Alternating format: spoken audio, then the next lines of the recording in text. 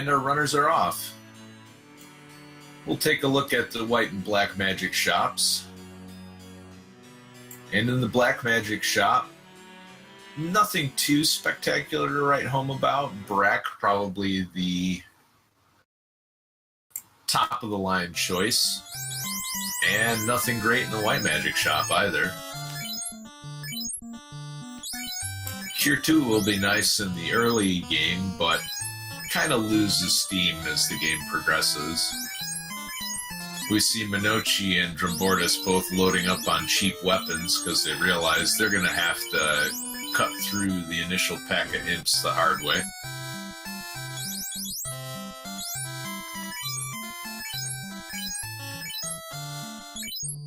Monoci also electing to pick up some iron shields and some wooden armor.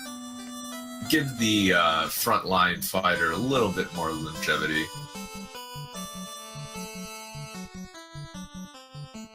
Looks like Drum elected to pick up a couple casts of ice, and I like that pickup. It'll help him get through both Garland and these imps a little quicker.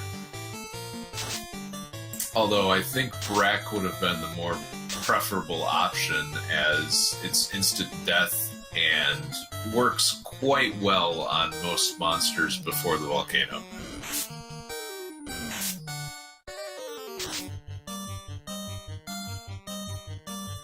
Drum making quick work of the imp party, makes it to level 2. Monoci not far behind. And both of them will probably head back to do a little more shopping before proceeding.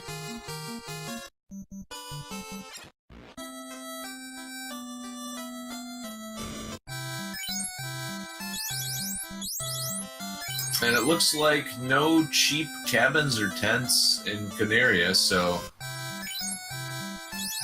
just gonna have to take the long hike up to the Temple of Fiends. Meanwhile, Monoci buys a couple of silver daggers for his party.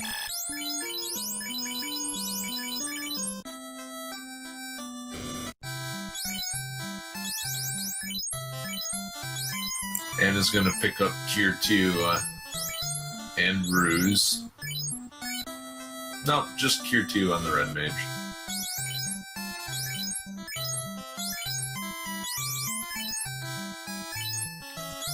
Monoci picking up a couple of casts of Brack, and I think that'll pay off. Garland, an early boss, has no immunity against Poison Stone, so Brack will very likely one-hit kill. And he's going to take this imp fight on the way up. Not necessarily a bad play, especially with a well-equipped party. And he almost clears this out in one round.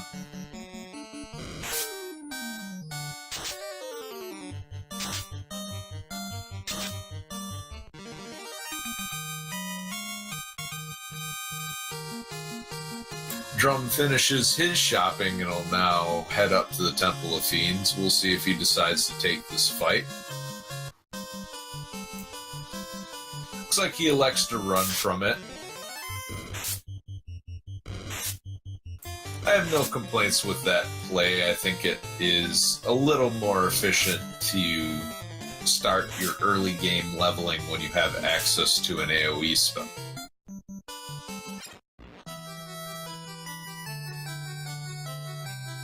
Monoci makes it into the Temple of Fiends, and in the first chest finds 3,400 gold. And finds the TNT. And an iron staff.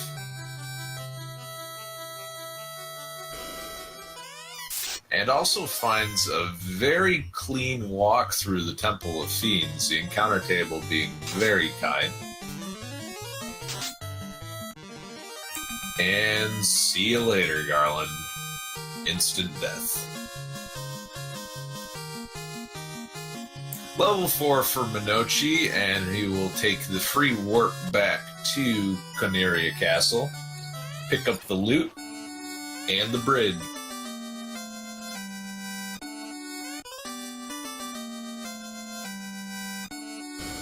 Meanwhile, Drum having just a heck of a time plowing through the encounter table.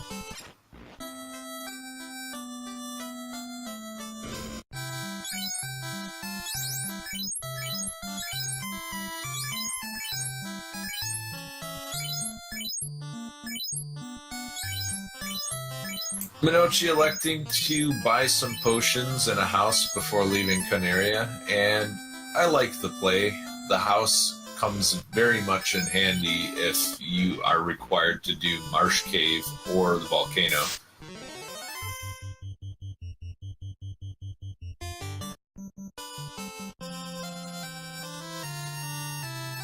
The runners will not be doing Marsh Cave early, is my guess, but they certainly will be doing the volcano in this seed.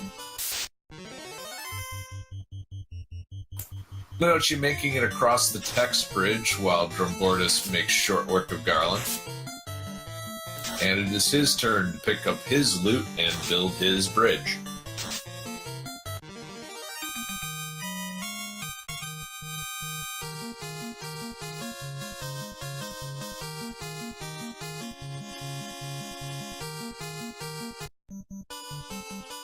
Level 5 for Monoci as he heads up to check Matoya's cave and runs smack into an ambush of 5 imps. That'll cost him a little bit of time.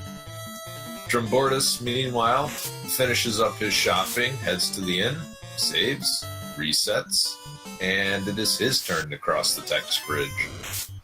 But first, he'll get ambushed, and resets out since he hasn't crossed the text bridge yet. Heads up play by Drumboardist.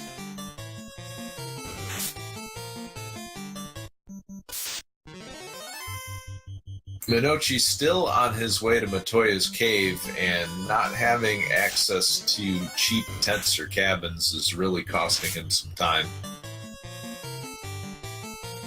Looks like Drum is going to do the same, so they'll lose roughly about the same amount of time. And this shuffled encounter table is being pretty cruel to both runners right now.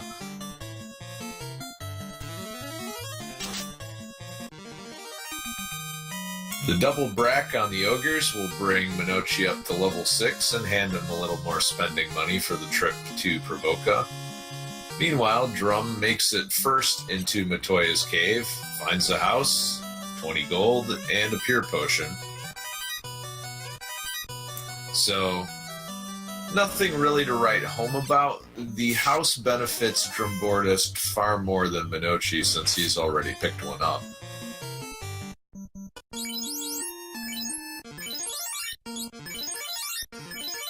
Drum running away from both the creep and the double ogres. Monoci healing up before fighting these two asps.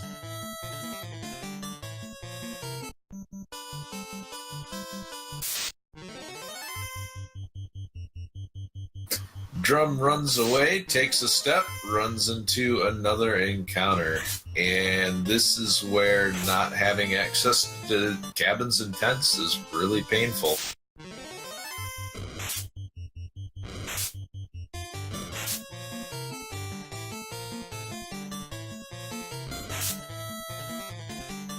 If I were in the runner's shoes, I probably would check Matoya's cave after I got the ship, just simply because of how long of a trip it is when you don't have the ability to save and reset out of undesirable encounters.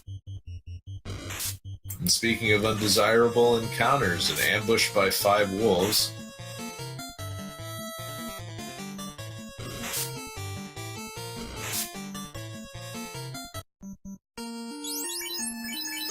And this is getting to be a bit of a slog through the Provoca area, but finally a break in the encounter table. In the White Magic Shop, we have Life and Harm 4. Life being learnable by the Red Mage, so this is going to pay off pretty big. And we have Warp.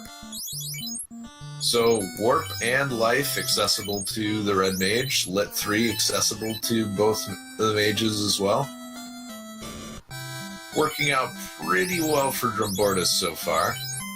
And it looks like Monoci will also help himself to life and harm 4.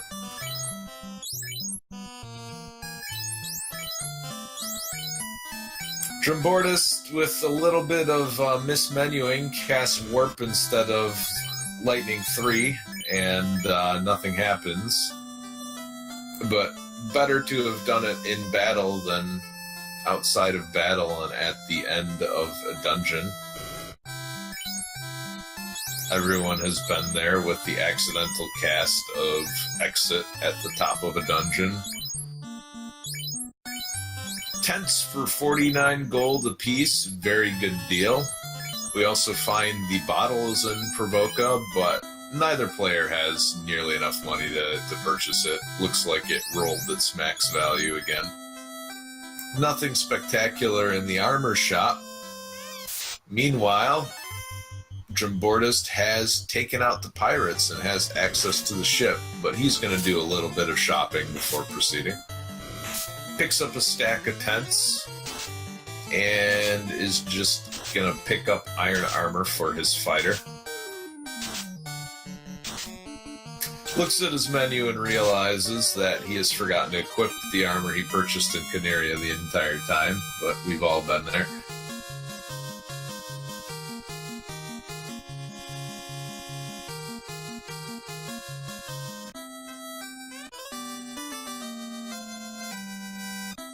And Monoci has the ship. Question in chat, is it okay for newbies to join the Discord? In fact, not only is it okay, but it's encouraged. We even have a new player help channel for those players who are just learning the game. So please come on by. We have a very friendly community, and we love helping new players. Drumboardist erases the shark formation with a jolt of Lit 3, brings him to level 7, and gives him a little bit of money for the Elfland shopping trip. And it looks like he's going to go there first before checking, or before dropping the TNT off. Be curious to see if either player takes an early Marsh Cave gamble. Looks like Nuke and Fast in the Black Magic shop at level 3, so a couple of very, very crucial spells. We have Fade in the White Magic shop, so looks like Monoci's 3 mage party is ready to go in blasting. Invis 2 in the White Magic shop, and that's worth picking up. Maybe not now, but sometime later. And we have Ice 3 available for the Black Mage. I believe the Red Mage can also learn it, but Monoci, just being a little short on money, can't pick it up right now. Still, a very good pickup for dealing with those pesky water elementals on the third last floor of the Temple of Fiends.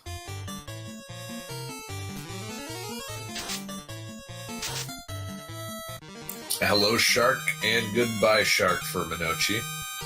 Meanwhile, Drumboardist is going to check out the armor shop, finds where the pro rings are located, but at 20k a pop, just a little bit out of his budget. And he's going to save up and head up to the Dwarf Cave.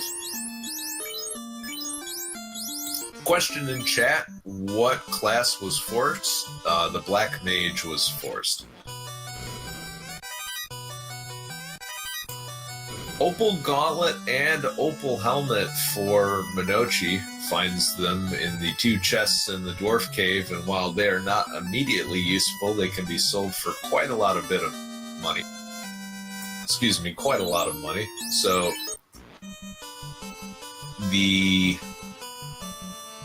I would imagine both players, after finding that armor, will stop by Melmond, sell it off, and pick up some spells out of the level 5 shop.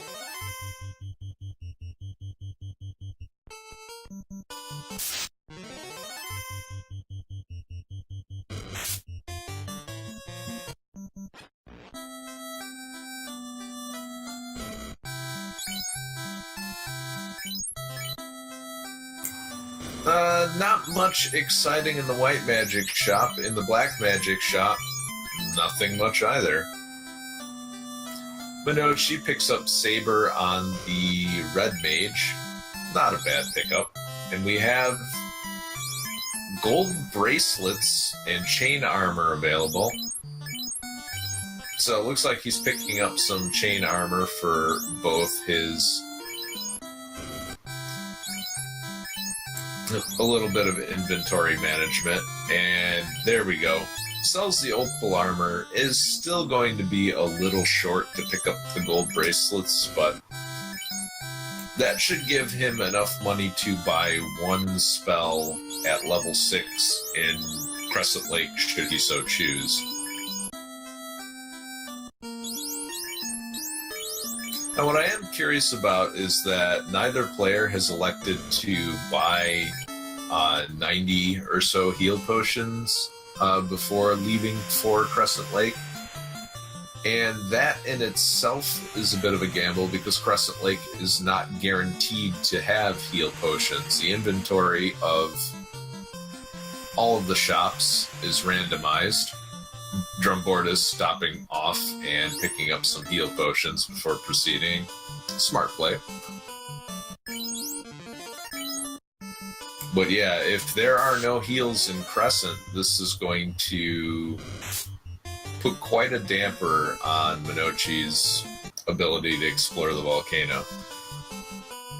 I don't believe he is going to power level due to his party composition, but the volcano, especially with these flags, can be very, very dangerous, and you need all of the healing you can get to get through it.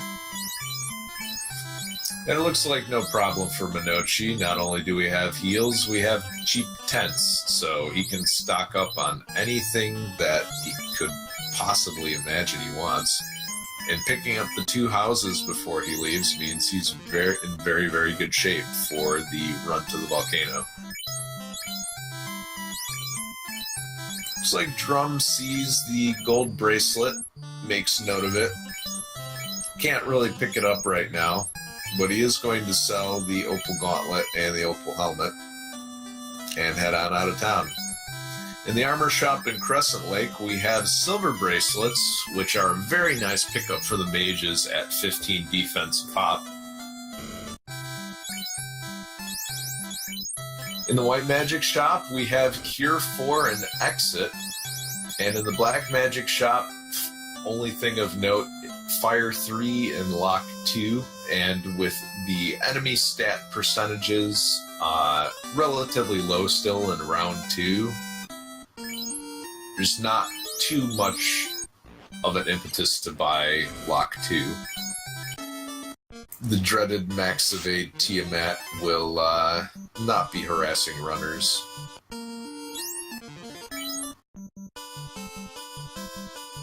Looks like Monoci has finished shopping and gearing up and is headed towards the volcano. Going to burn some tents to avoid the river encounters that are extremely annoying and not very profitable as far as experience goes. And I think he realizes at what point he has looped over the encounter table and is now running into the very, very bad groups. Meanwhile, Drum is gonna fight it out with a set of trolls and bulls and pick up a fair amount of experience. So it looks like he's gonna level up a little bit before heading into the volcano. Both players making it to level 9 at this point, so very much on par experience-wise. Monoci running into yet another formation. Drum electing to run from that group of 9 scorpions and cobras. If that nuke would have gone off, that would have been very good for experience and gold, but looks like that group is going to live to see another day. Meanwhile, we have silver bracelets, and he elects to pick one up for the red mage. Looks like he didn't pick up any chain armor for the red mage, which is going to be a little bit unfortunate. Gives you the same defense as the silver bracelet, but with a larger evade hit for a mere 68 gold, I believe it rolled in this seed. And Drum picks up the volcano. Meanwhile, Monoci works his way to the end of the maze-like corridor and beats up the fire elementals, so we'll see what this hidden chest had in the end of the maze here.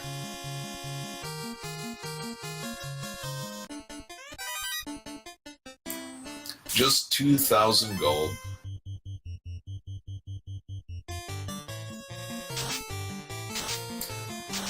Wiz Ogre's leading off with slow, and because of the spell shuffle, Monoci probably has no desire to find out what the next spell on that list is. Electing to take no chances with Argoyles either, knowing that they have a spell list, but it looks like right now they're just going in punching. And they'll take a nuke to the face and die easily. Drum running into the Hyena Wiz Ogre formation. Monoci at level 11 already. He's going to throw out a few Cure 2s just to top off the party's HP. And a chest with 45,000 gold, one of the higher gold chests in the game. It looks like Drum is also going to check the end of the maze. Monoci warps out to save his progress. While the treasures weren't very exciting, he did gain a couple of levels fighting those fire elementals, so definitely worth the time to save his progress. Couple of low fade rolls, not enough to take out the fire elementals, but the follow-up nuke will definitely do the job. And another level 12 for Monoci. Drum, having some difficulty running away from this fight, elects to nuke the group down. Monoci finding the Thor Hammer. Pretty nice pickup for the party, especially when it comes to the unrunnables in the Sea Shrine.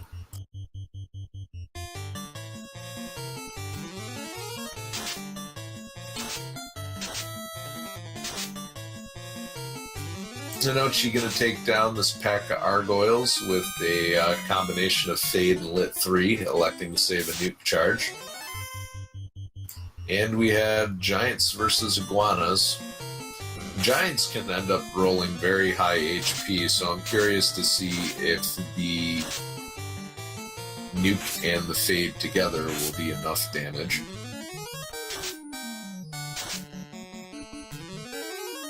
Not quite on the second one, but the third nuke will take him out. Level 13 for Monoci, and he is almost into the large treasure room. Drum, meanwhile, following in his footsteps, clearing out the upper right chest.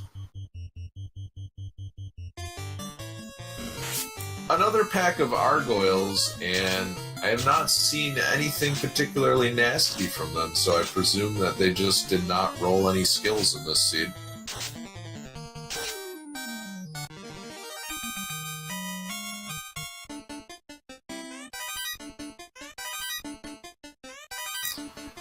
Sunsword picked up for Monoci, and that'll be very good on the main damage dealer. Runesword will also be preferable to the Silver Dagger on the Red Mage, although he elects not to equip it for now. The Red Mage will likely spend most of his time casting spells anyway. Drum taking out a pack of fire elementals, and Monoci finds an ice sword. So, good equipment all around for the Red Mage and the Fighter. And we have a Mage Staff found. Not very useful in the volcano, but it will certainly come into play later. And it looks like he's going to hand that to the White Mage. And warp out.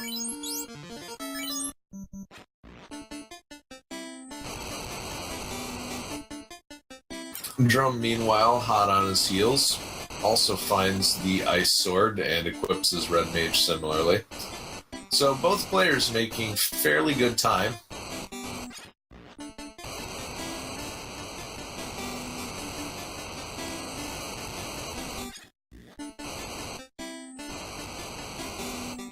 And both players warping back out. Save, burn a house, go right back in.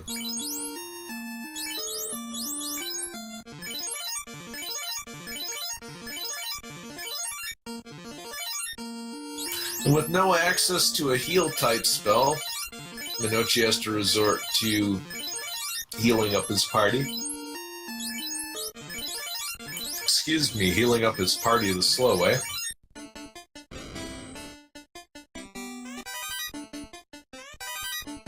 One of the reasons Heal 3 is a fantastic spell to get early is for those early runs into the volcano. It saves you a lot of menuing time. Monoci finds the black shirt, so Thor Hammer Mage Staff black shirt means that he has access to every single element on an item, which will be very useful later on in the game when it comes to clearing out certain groups of enemies.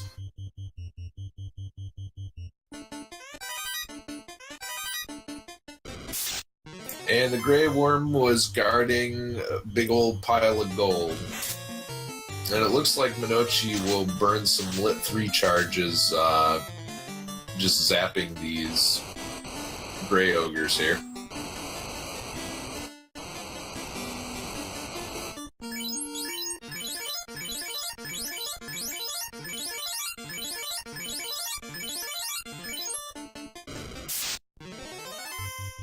And Monoci runs into the trap tile that I always run into. Such an awkwardly placed forced encounter right in between those two chests where they, if you drew a line between the two, that's where they would intersect.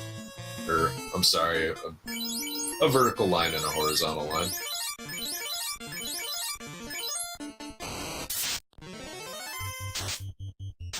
And we find out that the Cerebuses have Fire 2. And that puts Monoci's party very low on health. The next spell was Exfer, which fortunately does nothing in this version of the game.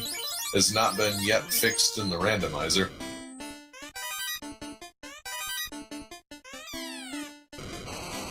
And we have a Flame Shield.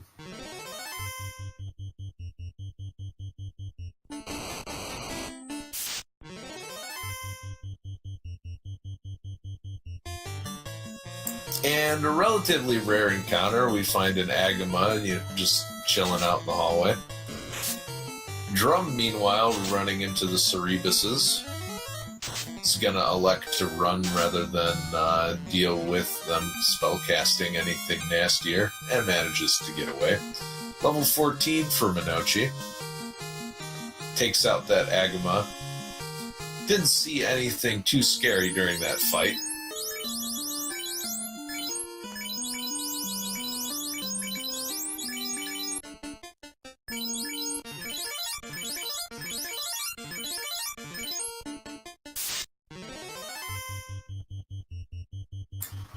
Drum running into one Wiz Ogre and not knowing whether it's part of the Wiz Ogre Cerebus encounter or the Wiz Ogre Groger encounter, just elects to kill it right here.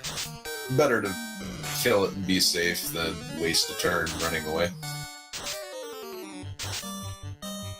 Monoci takes down this pack of bulls. Not quite enough for the level. And runs into a Grey Worm.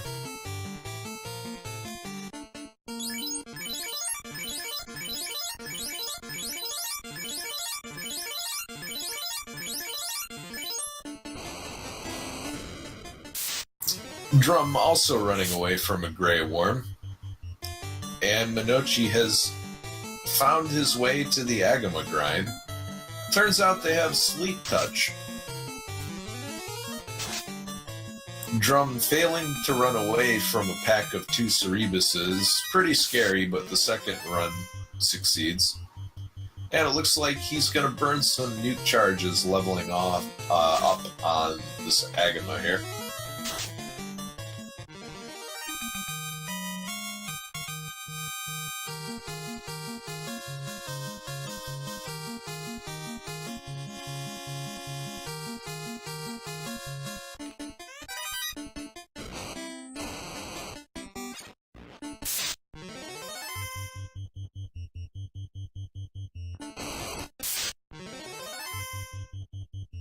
Monoci checking the chest near the Agama grind and then heading down to fight the Red Dragon with his entire party intact. Probably more for a measure of safety, in case the Red Dragon has something really nasty.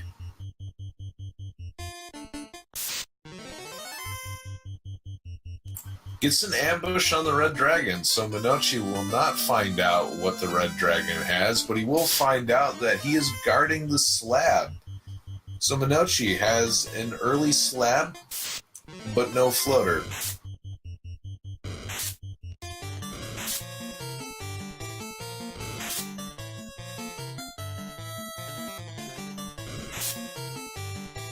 Drum, meanwhile, heads down to the Agama grind himself.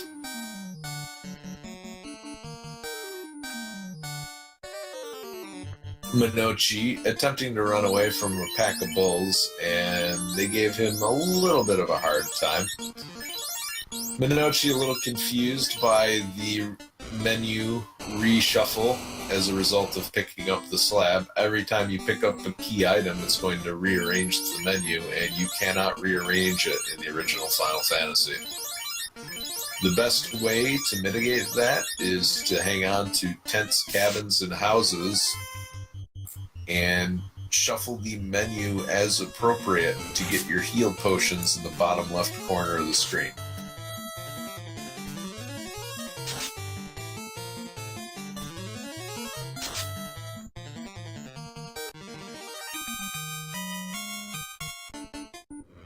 And Carrie cannot stand up to the assault of a couple of fade charges and a nuke. So, with that out of the way, the fire orb is lit for Monoci. And he heads out, curious to see where he can go next. Options are Ice Cave, Earth Cave, Marsh Cave, and Ordeals, all of which have not been checked.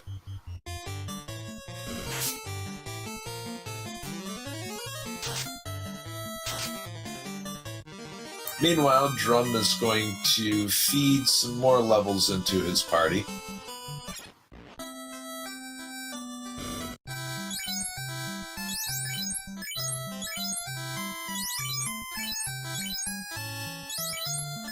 And Monoci is going to use his giant pile of money to pick up heal potions and tents.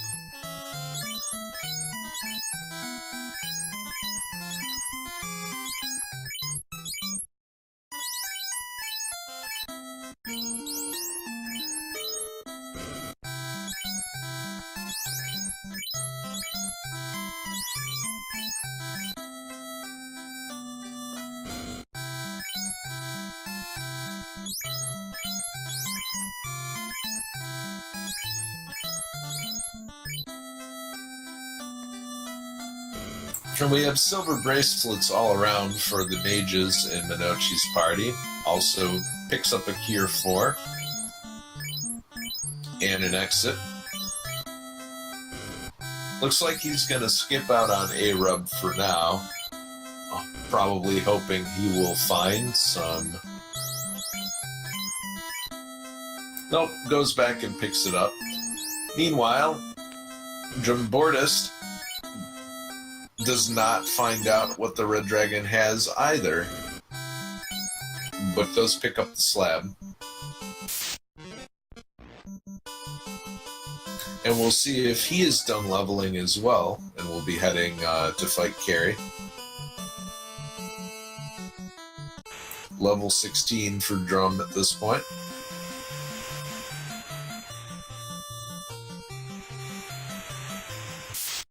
And it looks like Monoci is headed to the ice cave. 16 chests there, and with the ability to warp, he can check 3 of them much quicker than a party without access to it can. Runs into a pack of Carib, though, and the encounter table is about to get a little annoying for him. Looks like Carrie had access to Blaze, but... and is still alive after 1 round of nuking, so... 50 extra damage will take Carrie out for Drum, and Drum is level 16 across the board for his party.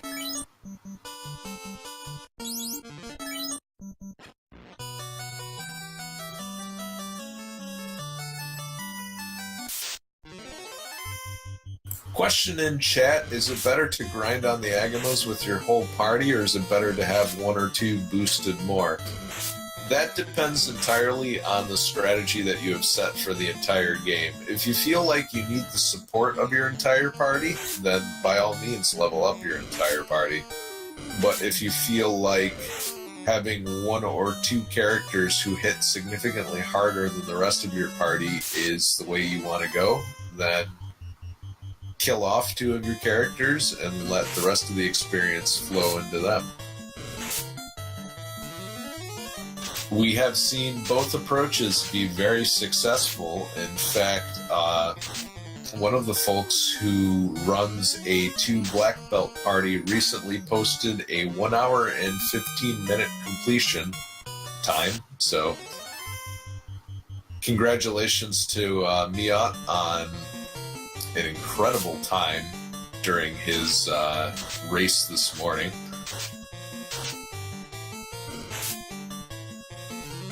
Drum on his way out of the volcano as Monoci runs into a pack of wizards, an unrunnable encounter.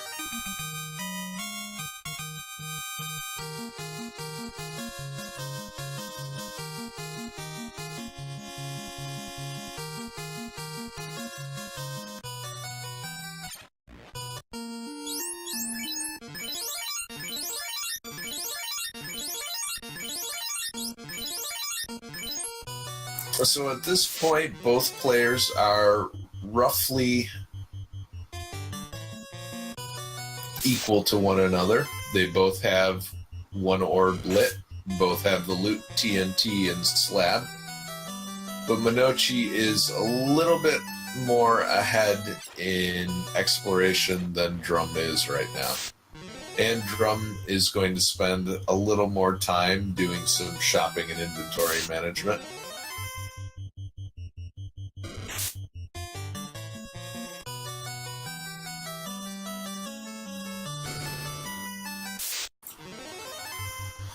And after Monoci drops through the hole, we will see what these 3 chests contain. By casting Warp after dropping through that center hole, you can actually float in between all 3 chests and avoid the forced mage encounter on the right-hand side chest, which is very useful since it has an incredibly high ambush rate.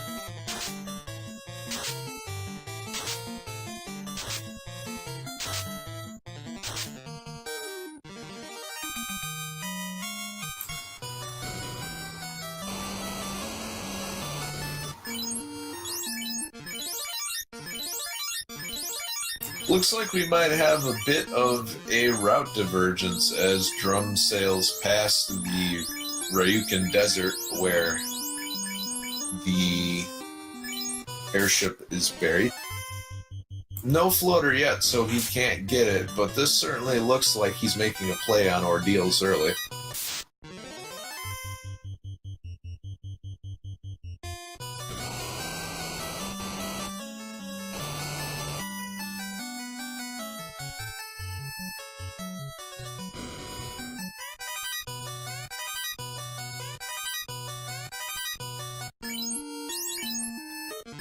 Monoci finding an absurd amount of money, but not really what he's looking for at this point in the game. Runs into a pack of 7 Frost Wolves and decides he is not going to take any chances with this group, and I don't blame him. If they randomize something on the order of Thunder, can do an incredible amount of damage since they come in groups of 7 or more.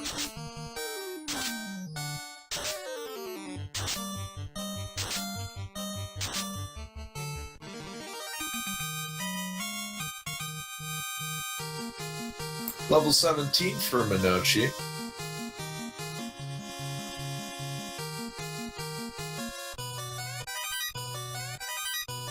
And he finds more gold and another opal gauntlet. Meanwhile, the Medusas here have their classic glance skill and petrify 2 of Drum's party members.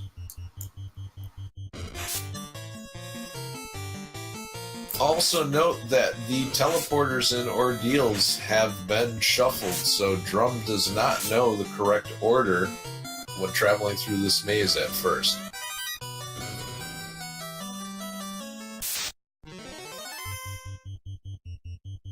And Drum once again forgets which of the 4 pillars he's gone through.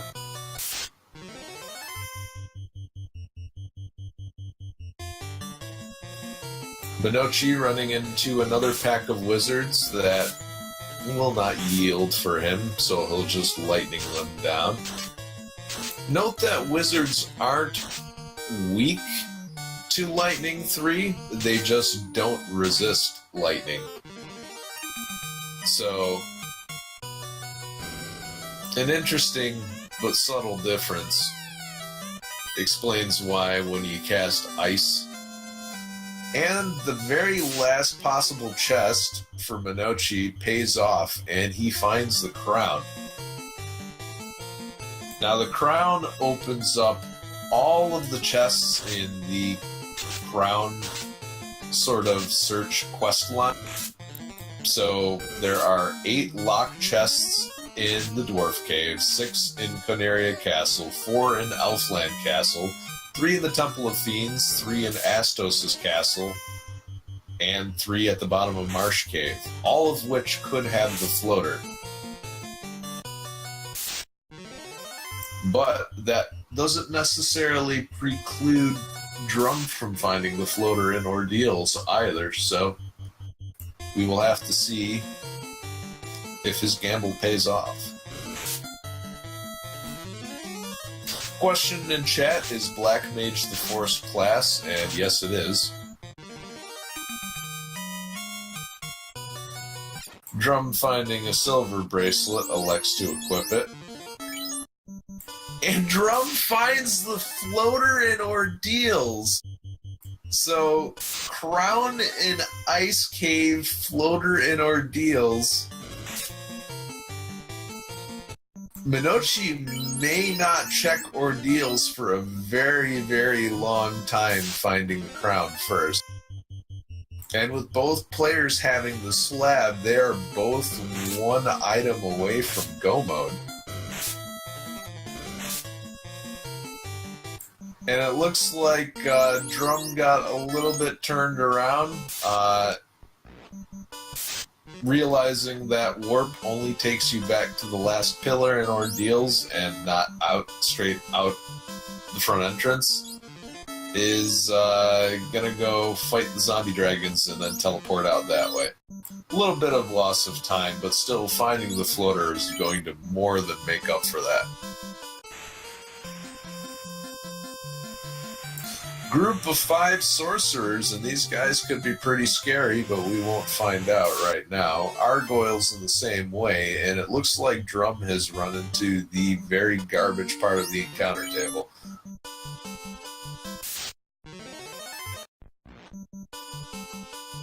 Monoci electing to reset rather than nuking down that group of 9 monsters makes it back to Crescent Lake and is going to buy some more provisions.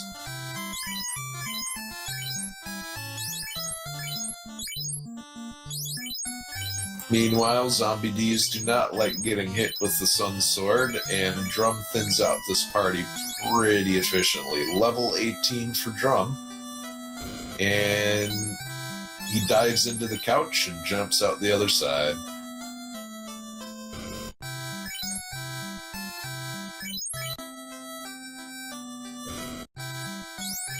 Runs into two Sphinxes, and we will not see what abilities that they have. Monoci, meanwhile, doing a little bit more shopping. He likes to pick up Lock 2 just in case there's a very evasive monster. And then realizes he is out of warp charges on the Black Mage. The Red Mage, however, has plenty. So with the crown in hand, looks like Monoci is sailing east. Is gonna go pay Astos a visit.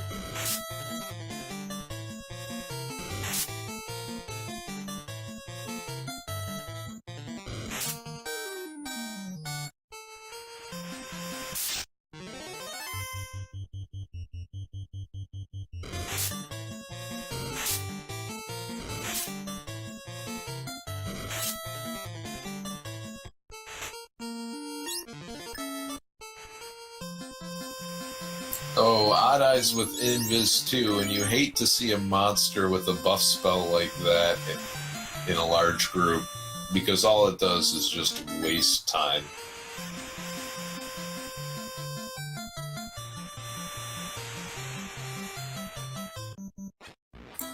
Looks like Monoci is going to stop at Melmond and do some more shopping, get the slab translated.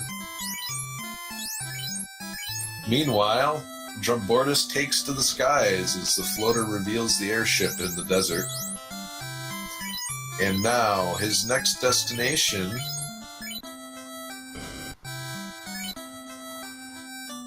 that is a good question.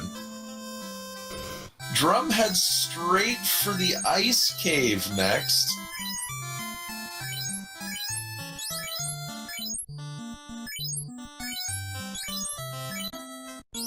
And this is going to pay off huge for Drum. After the ice cave, he will be officially in go mode.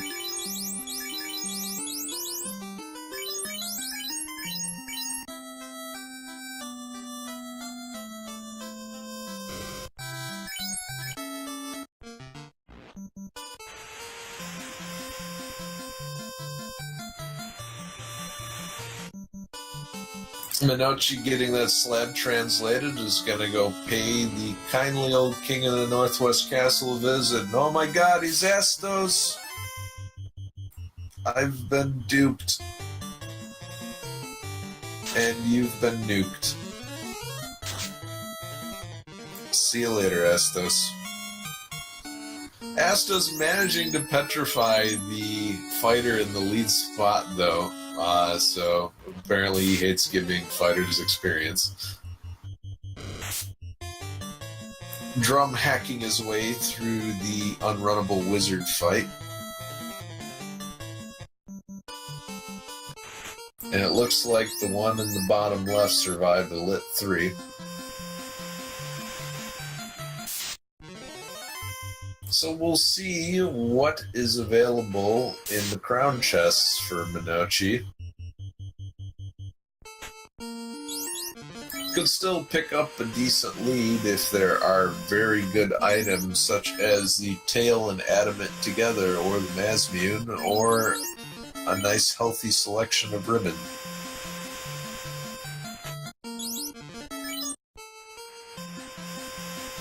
But for now, he has to take the long way and sail all the way to Matoya's cave.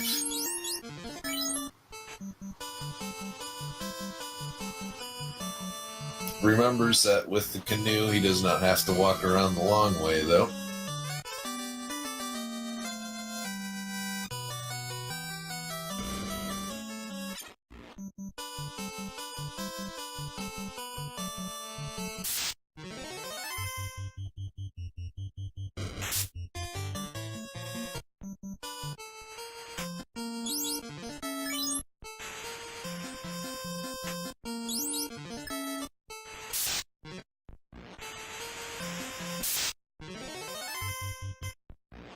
And Monoci doing a lot of saving, kind of anticipating that he is in the less than desirable part of the encounter table.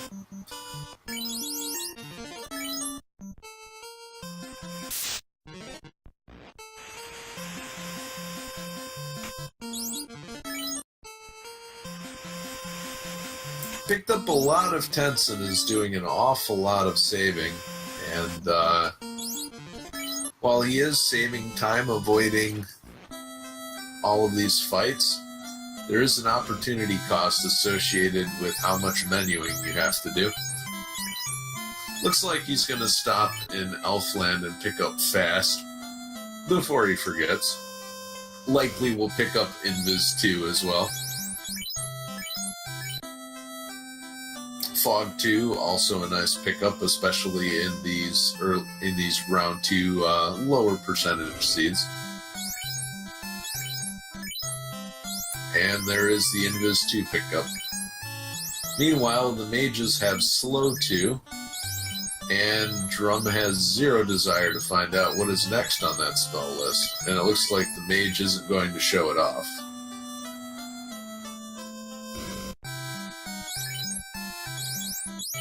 Drum impeded by a Gurpeed.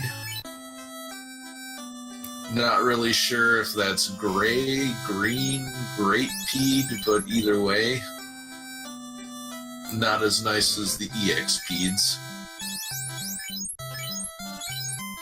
And it looks like Monoci is going to pick up a full set of Pro Rings for his party. Good move. The best armor in the game.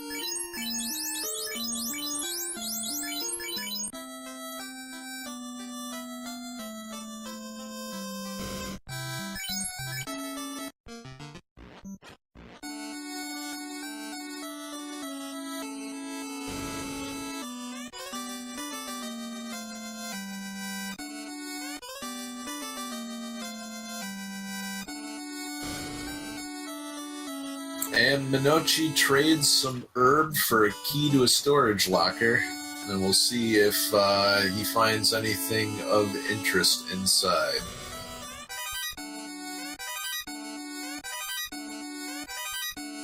Heel Helmet, the most notable pickup of the 4, but not a critical item, especially in the randomizer.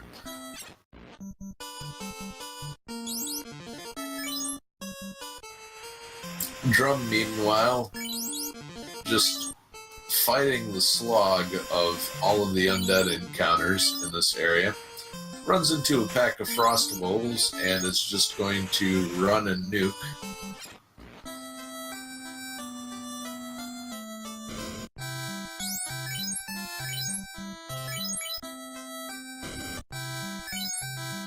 And nothing too interesting in those chests, but we know the crown is 1 floor up, and in the last chest you typically look.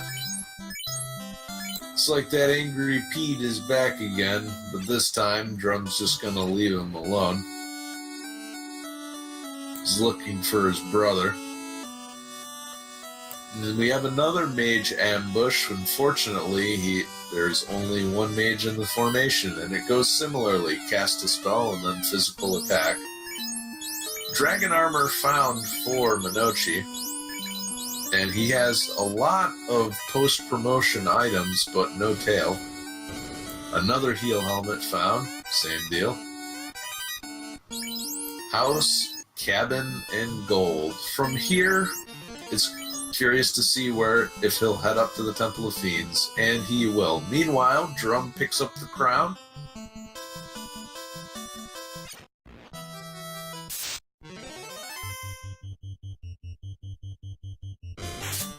Turns on his webcam in time to mug for the camera.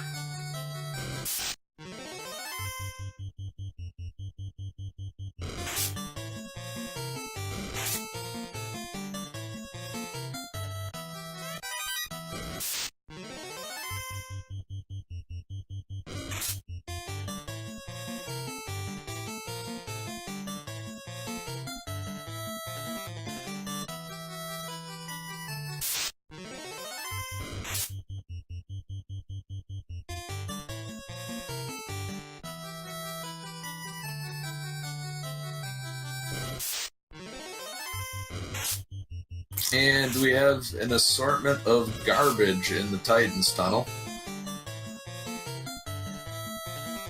And it looks like he's going to head on over to the Earth Cave as soon as he finds a decent landing spot. Monoci not finding anything of interest in the crown chest in the Temple of Fiends.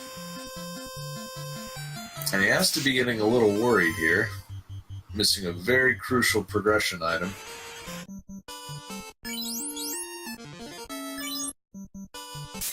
Meanwhile, Drum charges into the Earth Cave, and it looks like he's going to check a few more chests. Probably doesn't feel very comfortable with his equipment loadout. Would like to see 1 or 2 ribbons and a mass mute, or the tail with an adamant. Finds a soft potion instead, and yeah, sorry.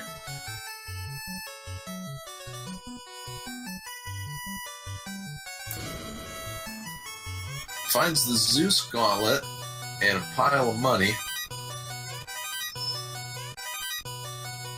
Meanwhile, Monoci finding a bunch of gold chests and a bunch of mediocre weapons, none of which he decides to keep and resets. So with 13 chests accessible, Monoci may be headed over to the Marsh Cave area next, if he's playing the percentages and wants to avoid checking the 16 chests in Earth Cave until after he finds either the floater or the ruby. We'll see what Astos' castle has. If you group Astos' castle with the Marsh Cave chests, when you have the crown, that's 16 total chests. Almost as much as the Ice Cave and the Earth Cave. Just a little more spread out.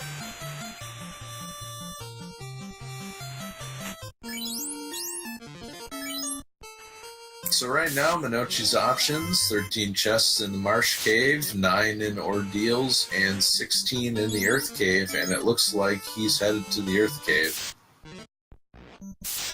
And we know that this is not going to pay off. Meanwhile, Drum still in go mode, but nobody told the bat that.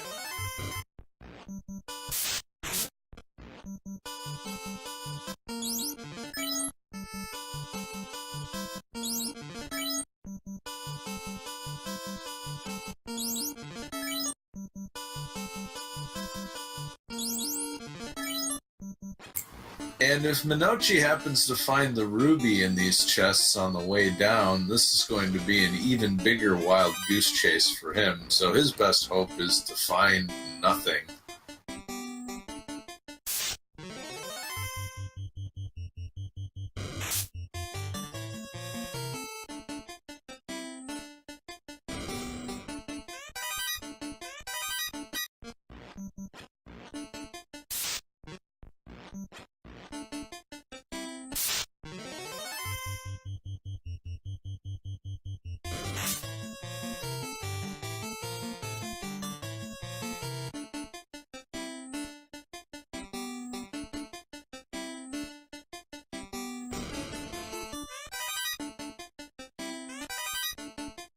Monoci also finding the Zeus gauntlet, thinking about whether he wants to keep it or not, elects to warp out and save, burns a house.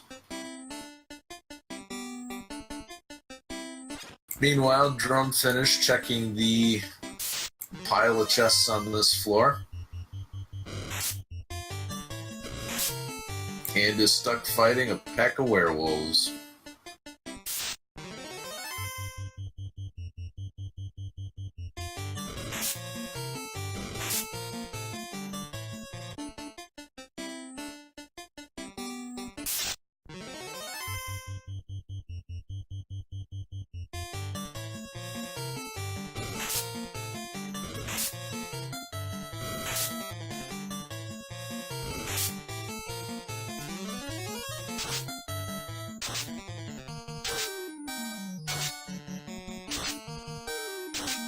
Almost gets bat blocked again, but he was kind enough to move to the left rather than 1 pixel forward.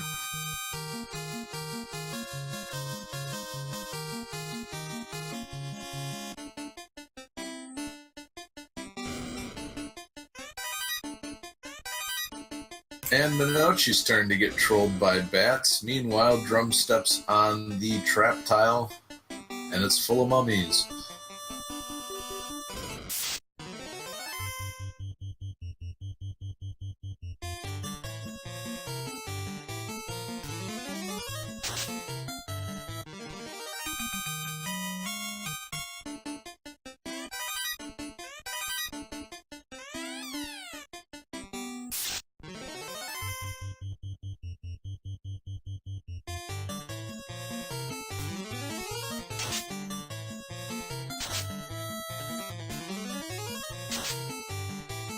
Drum finding a heal staff. Probably not worth his time. Especially with 2 heal helmets in the inventory. Gets a little bit of momentum and runs past the hallway, but manages to get there eventually.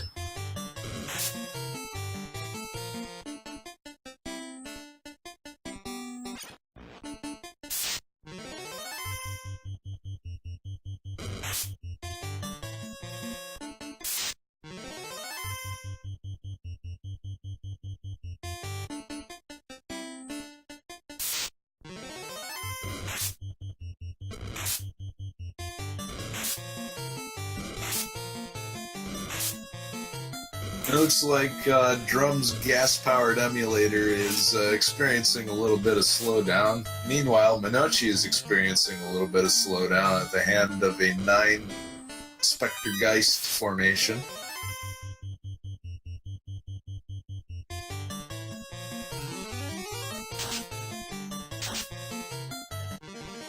And as he opens each chest on the way down, he has to think to himself, is it going to be in Ordeals, or is it going to be in Marsh Cave? And if Monoci finds the ruby in either Marsh Cave or Earth Cave, then this match may very well be over as he gets led down another wild goose chase.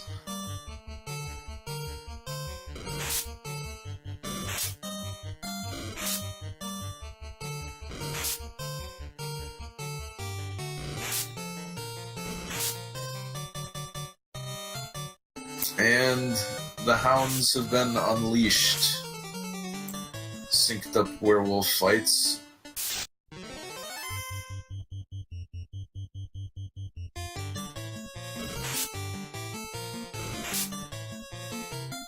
And now an unrunnable encounter, which will be nuked down by Monoci. Meanwhile, Drum trying to get away from a pack of ghosts.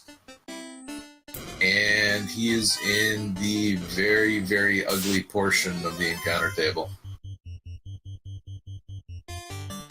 Looks like he's trying to save nuke charges for the later floor, so he's just going to try to kill these wizards with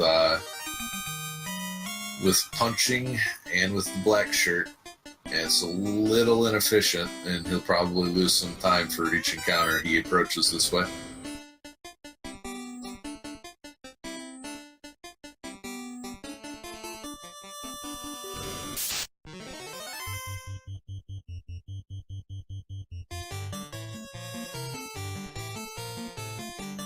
And synced up Earth Elemental fights. Monoci electing to burn some magic while Drum's going to go in punching, and both approaches fairly efficient. And the vampire is soon to discover that, yes, there are living beings that can kill the vampire, and yes, we are them. Level 19 for Monoci. And we see that the vampire was holding a dragon sword. And now Monoci knows the floater has to be in either Marsh Cave or Ordeals. We'll see where he goes.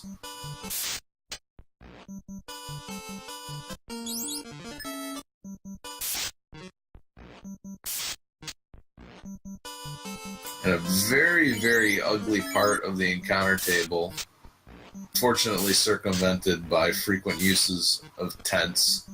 And Monoci's got to be happy that he didn't run into that while he was in a dungeon.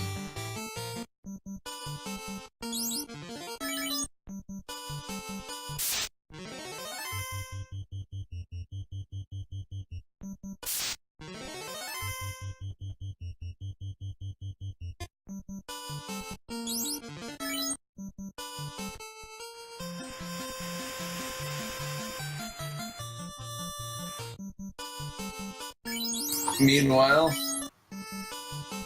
crash goes the plate as Drum brings the rod down on top of it. And we'll see what was stored under the plate.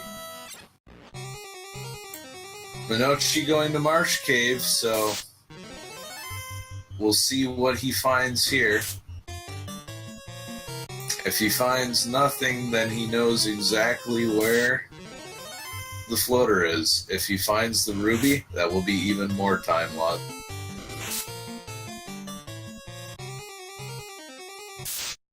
Drum warping back from the top 5 chests on the floor saves him about 20 to 25 steps, so a good move.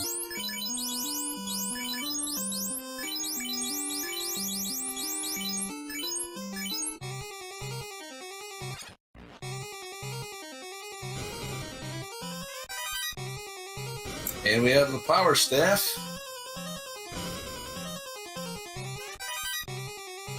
Pro ring.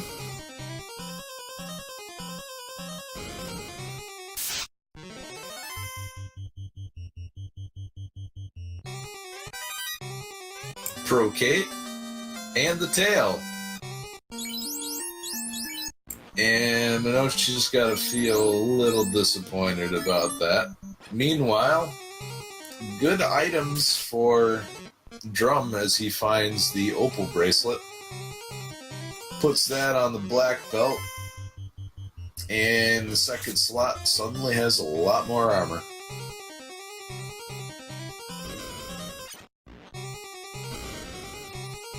And with that, the Earth Cave has been full cleared by Drum.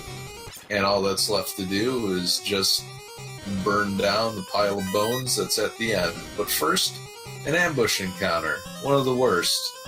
The full 9.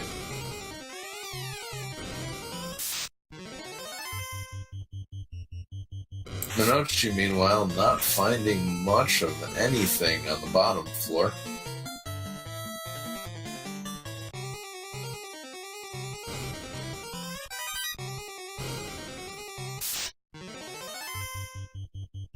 Monoci skipping the second chest in that room because it is linked to the one in the upper left, and as he already opened the upper left, the one in that room will have nothing. Question in chat, have we seen any nuclear or nuke yet on encounters? Nuclear, since it is one of Warmech's abilities, can only be shuffled amongst the final Temple of Thieves bosses and Warmech himself. But we have not seen the one instance of nuke from, I believe, the Evil Men.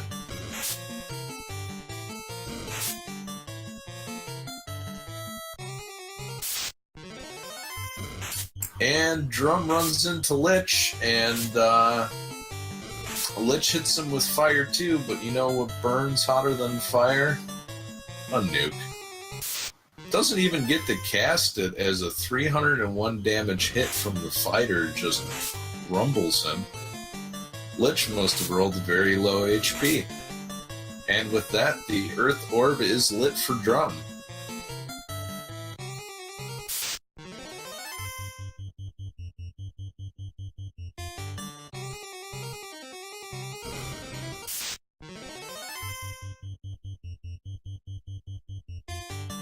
And it looks like Drum is going to do a little bit of last-minute shopping. Let's see if he remembers to pick up the slab.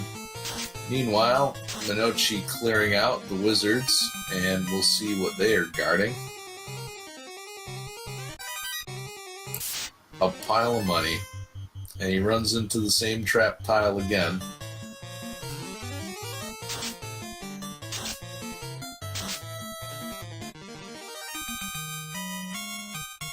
Drum stocking up on gold bracelets, and gold bracelets along with the opal bracelet means that his mages are pretty well protected in the physical defense part.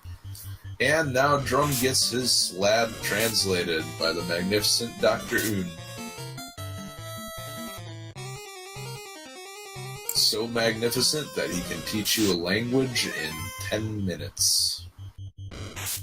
A whole 10 minutes.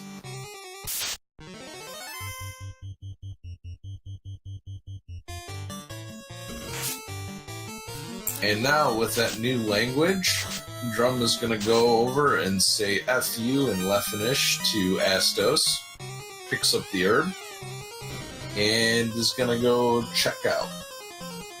Now, I'm curious to see if he's going to explore the crown chest just to see if he can find a ribbon or maybe the Mazmune.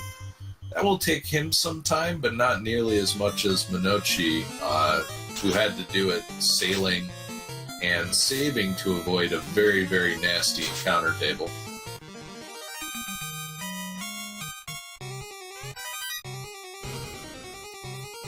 Monoci finds a tent, and he is running out of possible items to pick up.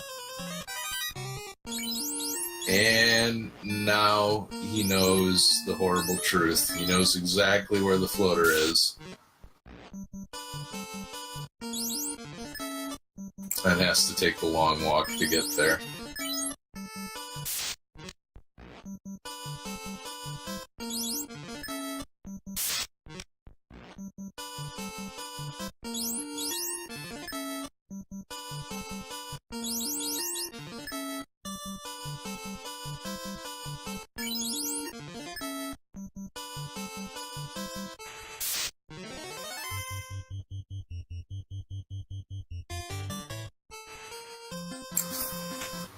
Meanwhile, Drum stops at the item shop in Provoca, picks up a bottle, and then lets the fairy go 20,000 feet in the air. Hopefully she can glide all the way down.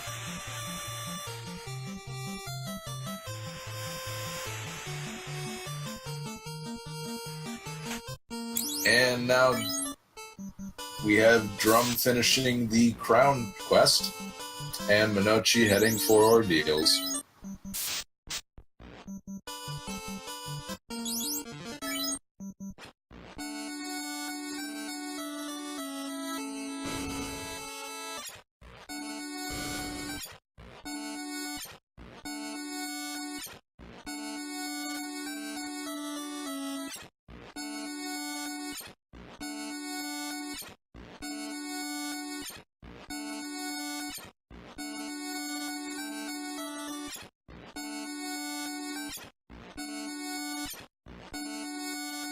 And Monoci zips through.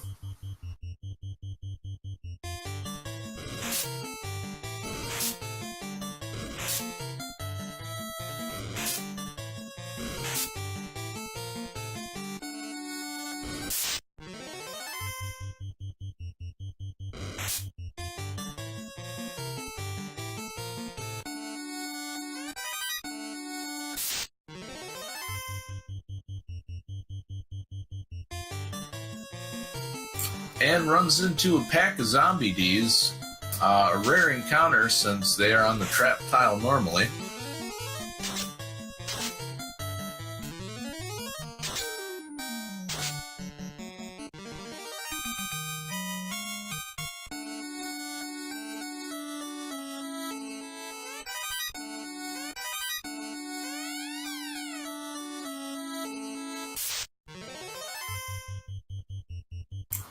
I've had a few runs where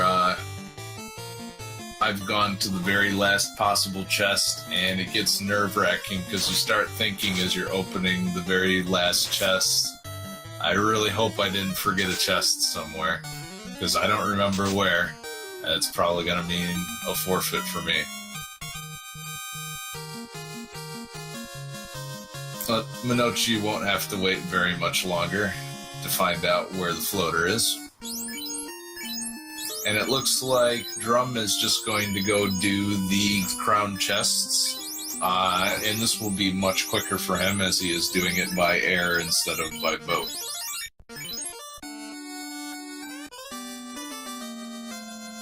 And Monoci has the floater. And also has some ice armor.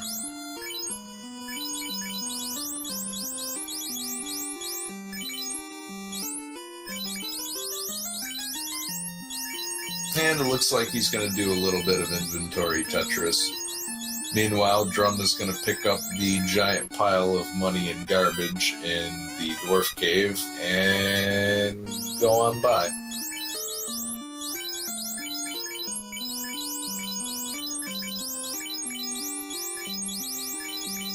Heads to Canaria. Still hoping to find a ribbon. Or the Mazmune.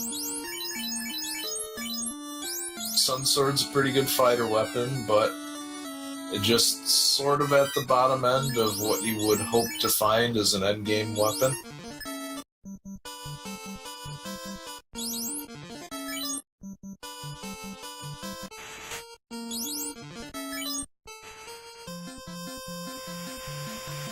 Finds nothing to note. And it looks like he is off.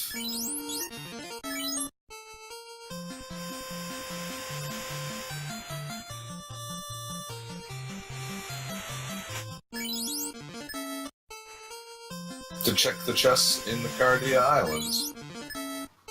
And we'll have our first look and see what we find here. So far, it looks like this dragon has been hoarding gold. Finds an inflatable bounce house in one of the treasure chests. And a very, very unimpressive dragon's hoard. I give that a C-. Heads into an empty room, and we'll move along to the next area that does have treasure chests. 3 of them. We'll see if there's anything good. Monoci, meanwhile. Ooh, Drum finds the adamant. But we know the tail is in the bottom of Marsh Cave, and that adamant won't be very useful for him unless he decides to gamble and explore yet another non-required area.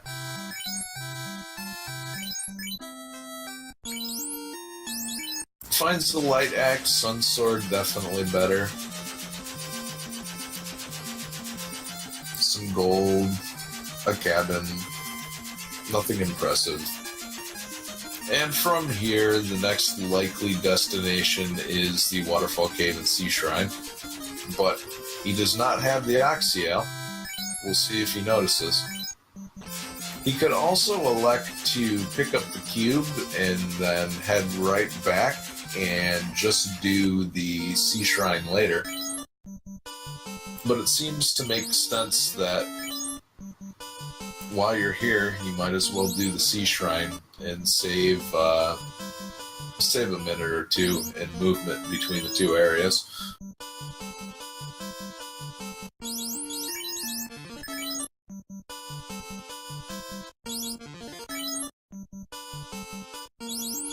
Question in chat, what are they looking for? While they are technically in go mode as far as quest items go, they may not be in go mode as far as equipment items go. They haven't found a ribbon yet, and there are 3 ribbons available in the game.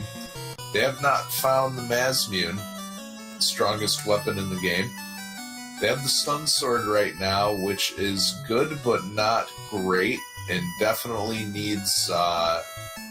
you need your mages to buff up the holder of the Sun Sword to get it close to what the Mazmune does normally.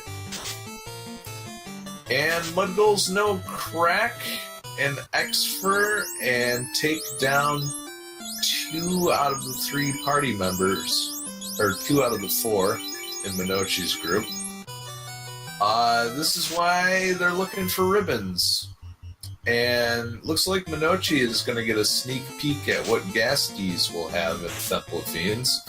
So far, looks like they just have punch, and that would be perfectly alright with our runners. Gas D is unrunnable in the Temple of Fiends, is also unrunnable here.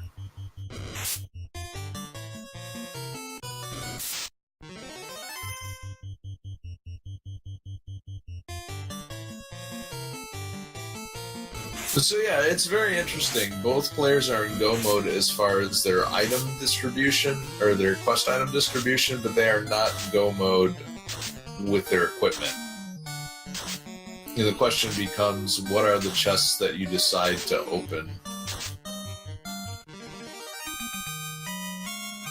You may, when you're in this situation, you may elect to not full clear certain areas. It is very interesting that Monoci elects to basically take the same route as Drum is in right now, only being a fiend behind. If Monoci decides to run through Earth Cave without full clearing it, he is not going to lose. He's going to be able to get through that dungeon much quicker than Drum did, and gain some time that way.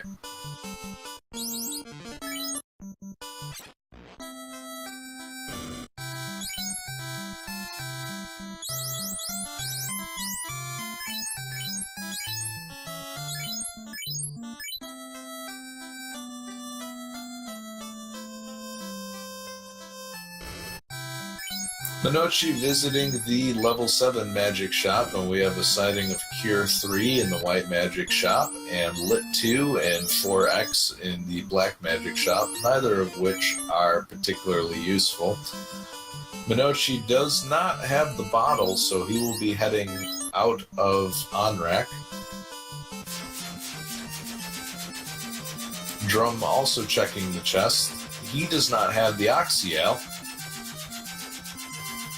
and so is likely to head over to the Lefinish Peninsula in order to pick up the Chime. Looks to head to Gaia to pick up the Oxyale first. I don't mind the ordering. Either way works. And it looks like Monoci is going to explore the islands, and he will find the Adamant, which will give him a little bit of an advantage if he decides to pick up the Excalibur. And a significant advantage if Drum never finds the Masmute.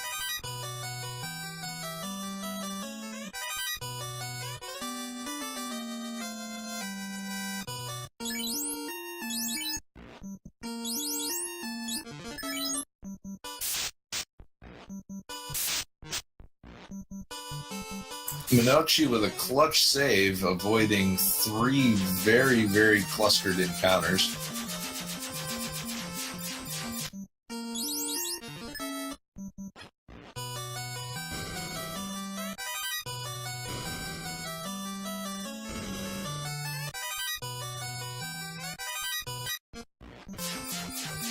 And it looks like Drum is headed to Sea Shrine next. Meanwhile, Monoci is going to take this opportunity to class change as soon as he stops getting encounters every 3 steps.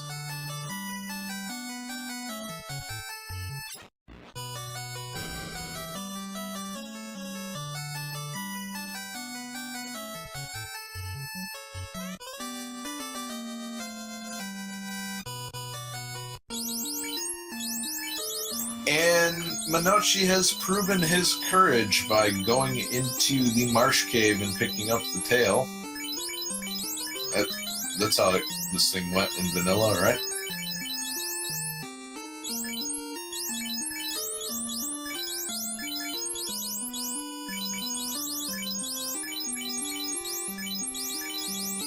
Drops the pro ring on the fighter. Not sure I agree with that move. Hopefully that doesn't come back to bite him later.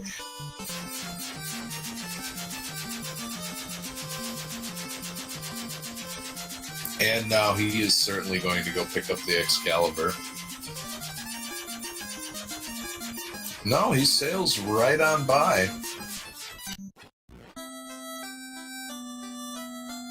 I guess he had tunnel vision and was heading for the slab to be translated. And now Monoci knows Lefinish, thanks to the Rosetta Stone code.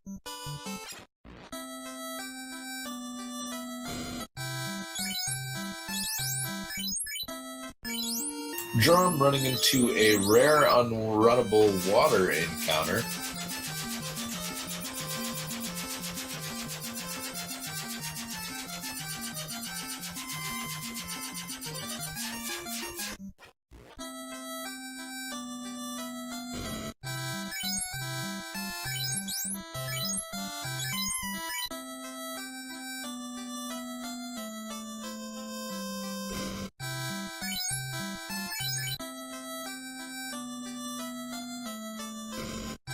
Elects to pick up a few chests along the way, and finds another pro ring. And the 8 red Sahag, 1 whiz Sahag encounter. The biggest slog of any of the unrunnable encounters, and he's just going to have to sit through this as all the spell animations play. But back-to-back casts clear this formation out pretty quickly. And he is up to level 21.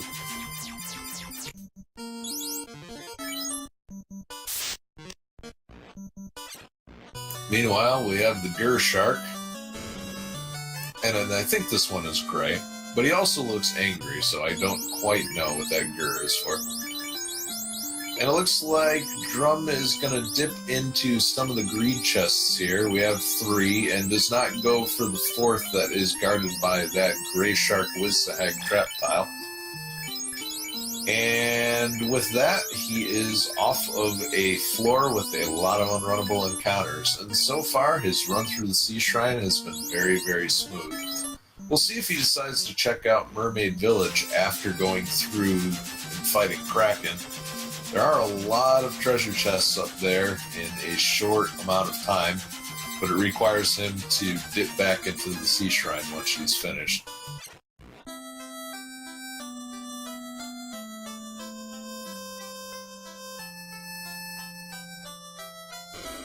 And now Monoci is going to go back and pick up the bottle.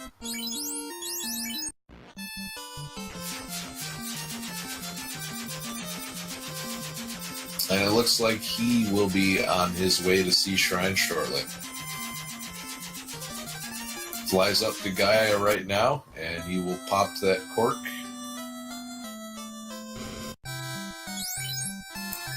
Opts to pop into the White Magic Shop and finds level 7 heal 3, so that'll be a little beneficial, and it'll certainly save him a bit of time in menuing through the Temple of Fiends. Meanwhile, Drum is fighting Kraken, and first round is met with a giant cloud of ink, exactly what you look for. Manages to get the fast off, and a round of nukes means a whole lot of nothing from one of the more intimidating fiends. Drum has the Orb of Water lit. And now, moving on to fight Tiamat by going up the Mirage Tower. But first,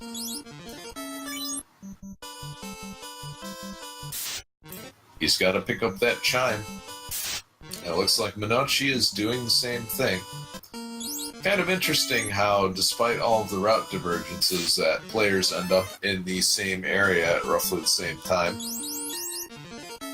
And it looks like Drum is not employing as heavy of a save scumming strategy as Monoci, and he's going to lose some time to fighting very low reward unrunnable encounters here. Thankfully, the Frost Wolves don't have anything terrifying, otherwise this would be a very intimidating encounter to face. But still, just to be on the safe side, Drum is going to nuke this group down. And with only 3,137 experience, bumps him up to level 22, but that is roughly about one Agama's worth with a significantly larger expenditure of effort. Here we have 7 Frost Wolves, and the hero run from hit. Monoci resets when he sees a Tyro, so we have good guy Monoci electing not to kill the Tyro.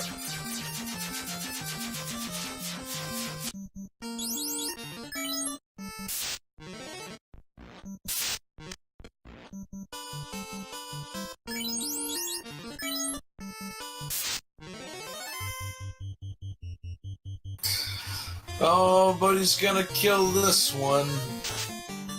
I believed in you, Monoci, and you betrayed me. I'm very, very sad.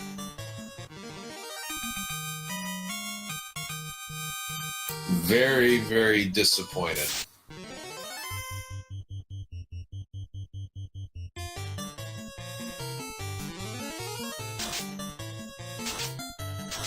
Meanwhile, Drum picks up the chime and picks up a Zomble Troll encounter and has to punch his way out. But that nuke should take care of the troll, as if I recall correctly, they did not get a very high HP roll. And it looks like Monoci is not finished. He is going to wave over the waiter and ask for another slice of Tyro steaks. Truly a glutton for punishment.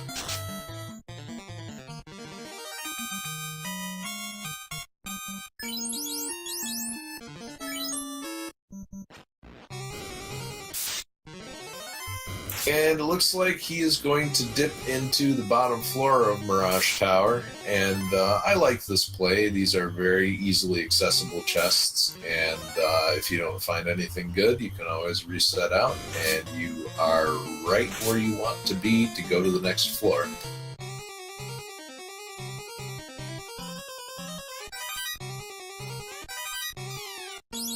Monoci finding the Aegis shield, so with that, he now has protection from 4 elements, although he would have protection from the death element if he elected to not drop that pro ring.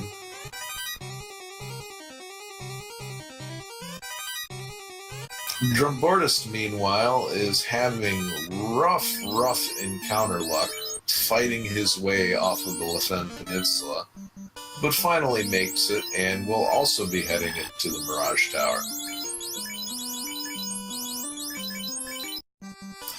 Drum, using his last house, is going to explore these chests, and will be happy to find the Aegis shield, but not much else. Meanwhile, we'll see if Monoci elects to pick up the 10 chests on this floor, and he's going to. I like this play as well. The chests in the Sky Castle are a little more spread out, but there are 10 clustered very close to one another here.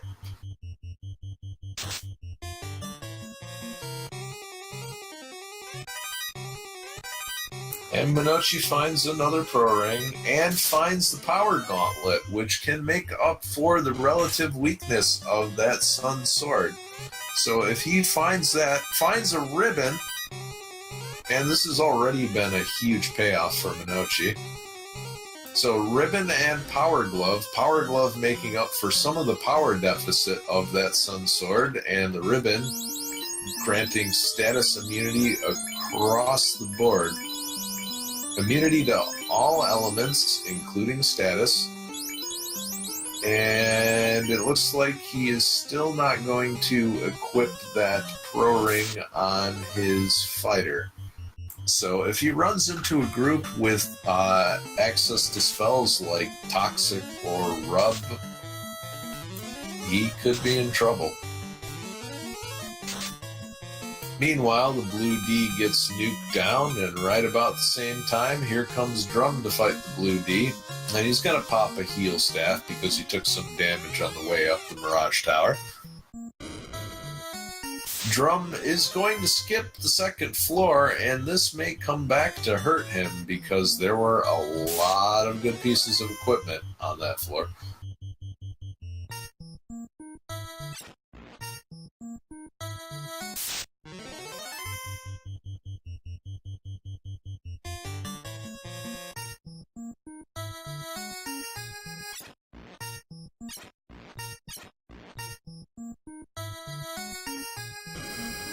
Looks like Monoci is going to dip into the 4 chests right by the teleporter.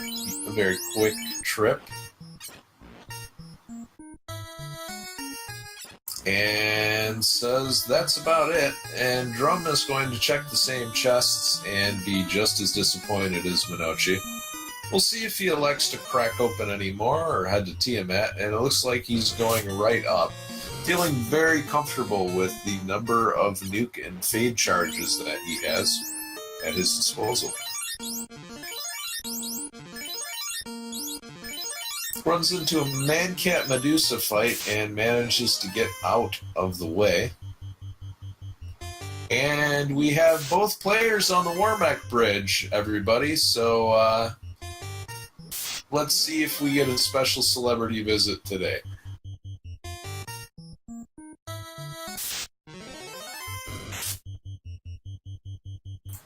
Monoci running into an angry Dorito. The Mud Golem, meanwhile, casting Rub and missing.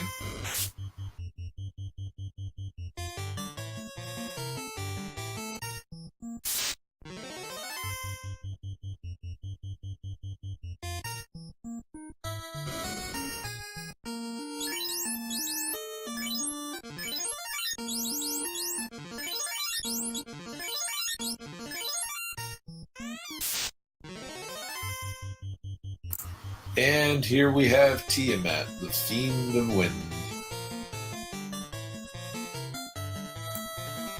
Now it looks like Monoci is picked up Fast and Temper, in addition to that Power Glove.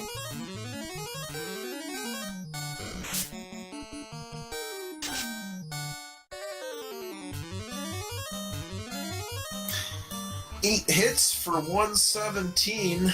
Looks like Tiamat rolled fairly high defense, and Monoci changes gears to an all-out non-elemental attack.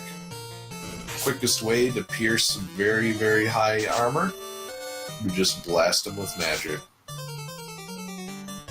And it looks like that temper buff paid off, did almost twice as much damage as the last physical attack, and another round of magic should take out Tiamat in this round. Drum also on Tiamat. And Monoci takes out Tiamat. She will be back. And she will be bigger than ever. But for now, defeated. And the Orb of Air is lit for Monoci.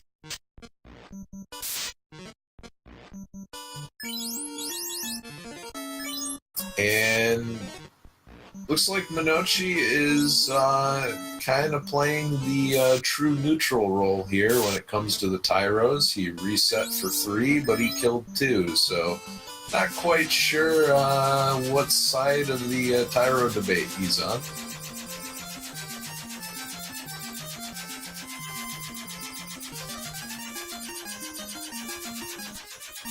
Meanwhile, Drum decides that he is going to nuke down Tiamat as well, and with the first spell being, with the chain of Fire 2 and Lit 2 coming down the pipe, nothing too intimidating. Monoci realizing that, hey, I never checked Titan's Cave, so I should probably give it a look just in case there's something really sweet there, and you will find out there's nothing.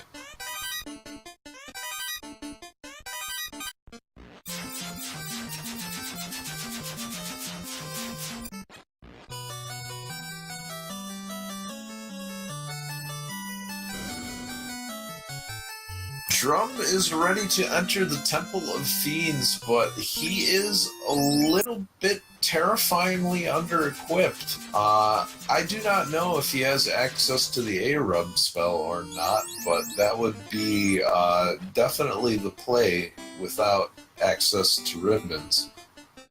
Now, it looks like he's going to stop by Elfland and pick up Fast. He did not have enough money at this time to, during his first visit, to pick up that spell. Monoci running into a pack of Asps, and the Asps are running from him.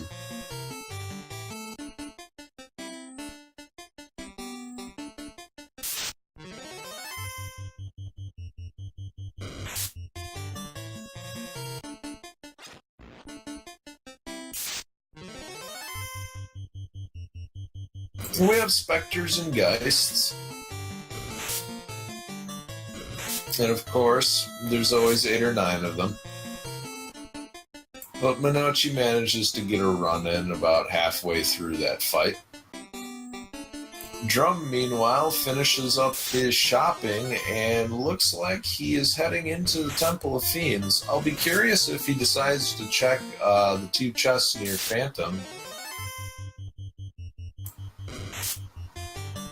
And it looks like he has not checked the chests, the locked chests in the Temple of Fiends, so he's going to pick those ones up before moving on. Not much to write home about in those. And it looks like Monoci has hit the garbage part of the encounter table while being in a dungeon, and that always feels bad. We'll see if he is high enough level to get some runaways. No, he won't, because his runaway succeeds first. And now, with the rod, Monoci can finish the Earth Cave. And he elects to ignore the treasure chests on this floor, completing it just a little bit quicker than Drum.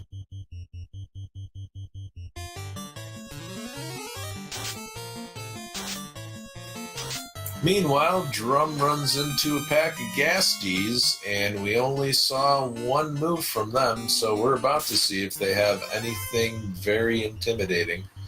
Oh, and slow hitting both the fighter and the black belt, meaning that both of those characters will only get one hit when they swing.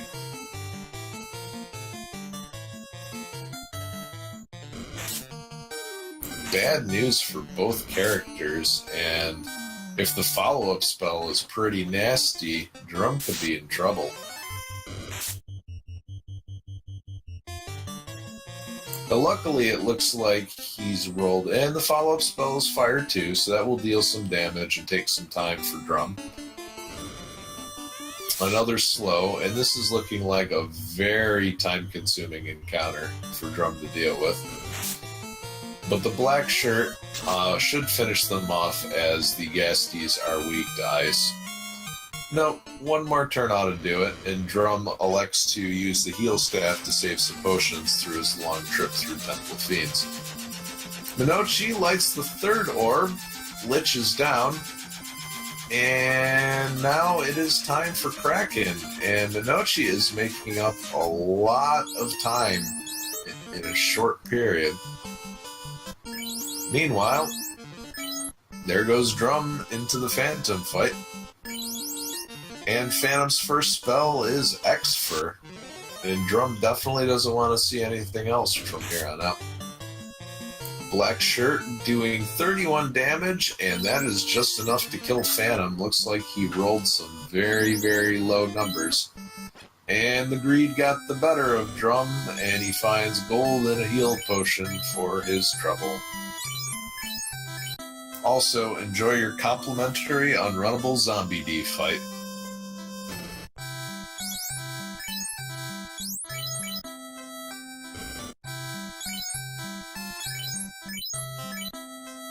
And it looks like I am being saddled with the blame for the Tyro stakes in chat, being unjustly blamed for things out of my control. What else is new? Meanwhile, we have the Zombie D fight again for Drum, but these guys are comparatively to the rest of the enemies in Temple of Fiends, fairly straightforward to deal with, so good experience and relatively easy to deal with. Second round of attacks ought to do it. Meanwhile, Monoci is just plowing his way through the Sea Shrine.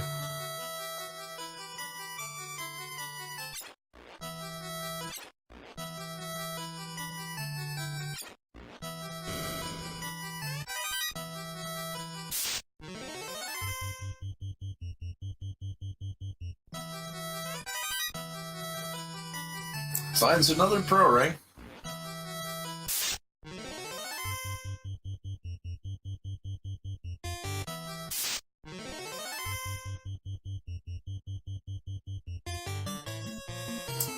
runs into a pack of ghosts, but the white mage has access to harm 4, so shouldn't be too threatening of an encounter. And he elects to play it safe and use Invis 2 instead, probably not knowing how high the ghost damage rolls were, but they seem to be roughly what they usually are. Drumboardist says hello to some more zombie Ds, and we find out that they have poison touch. But Drum has plenty of pure potions, so this won't be too much of an issue. Another pile of experience, bringing his party up to level 25.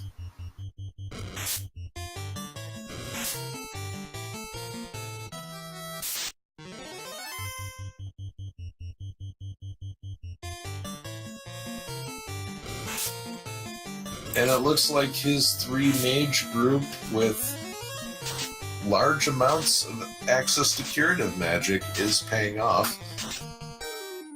Ooh, Frostwolves had Squint, so finally we see a skill used by them, and an instant death skill at that. Not really appealing to face off against. Mage Staff takes out the Frost Giant, and the Black Belt goes in punching. And these unrunnable encounters have actually been benefiting Drum in the long run, because as the Black Belt gets more and more levels, he may become the primary damage dealer of this group by the time he reaches the end of the Temple of Fiends. Another set of unrunnable encounters, and we have 2 Purple Warns, who also give tremendous amounts of experience points. Question in chat, where is Drum? Drum is in the Temple of Fiends Revisited, on the floor before the Earth floor.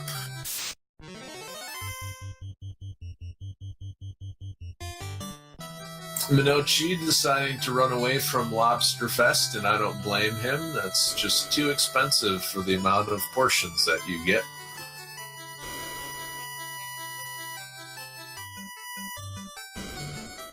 And has a nice, long, uninterrupted walk to Kraken. And now, it's time to beat up that big squid.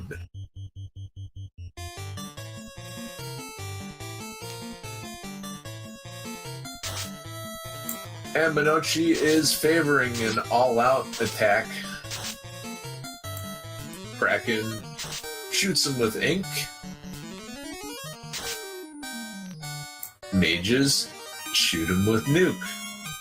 Guess which one is a little more effective? Drum, meanwhile, fighting Lich, and it's clear that at this point the Black Belt is hitting for more damage than the fighter.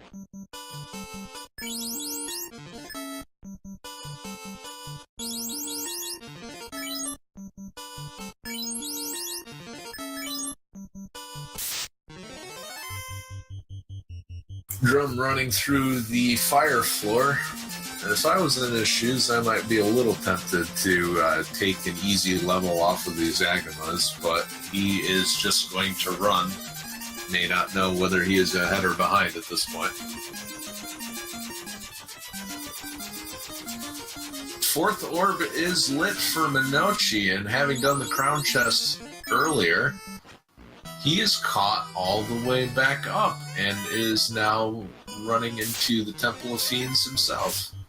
And of course, first step inside, enjoy your 3 Frost Dragons. But it looks like they don't have very much in the way of strong abilities, so he'll probably be happy to take that fight.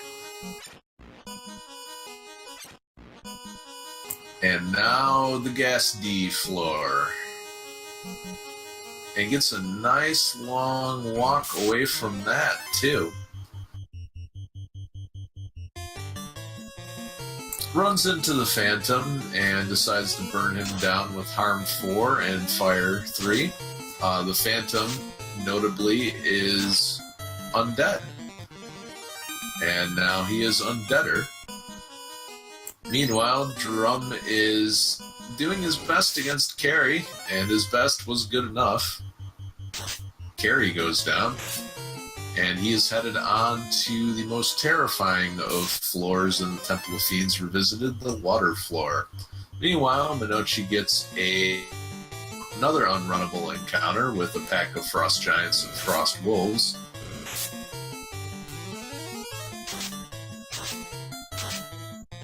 And elects to nuke this all down.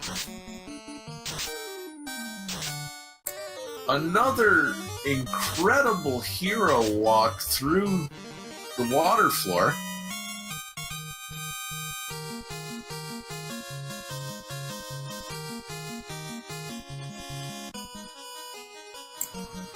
And it looks like he is just going in punching. Kraken 8 hits, but for only 293, the fighter survives, living up to his name. And it looks like he has to be careful with Nuke occupying the same spell level as fast. Kraken casts a Fire 3. The Black Mage does not jump the gun and gets the benefit of the fast charge. And he has finished off Kraken.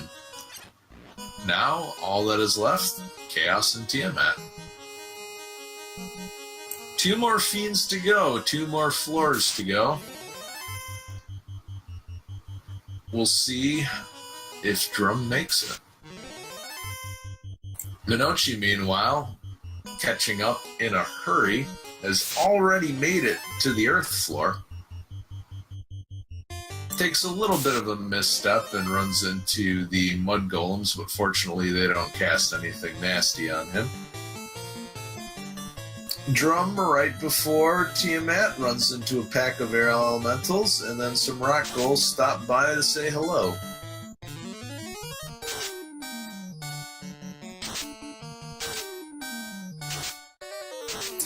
Lich with the cast of Zap, but it manages to miss the White Mage, the most important target. And that would have been disastrous for Drum's team had it gone off. Meanwhile, a disastrous cast of Thunder by Tiamat takes out the Black Mage on Drum's side.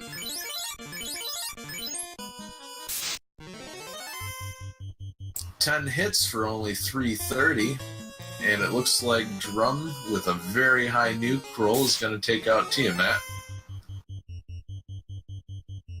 And he is running very low on healing supplies, has basically budgeted exactly what he needed to make it down to Chaos perfectly between the Cure 2 charges and the heal potions. Meanwhile, Monoci, burning up the fire floor, makes it to carry without incident. And right before the Chaos floor, we have a pack of rock golems, but he gets the hero run off and elects to move the mages into the front and the damage dealers in the back to protect them. Time for the Chaos fight. And he goes in without any additional armor preparation.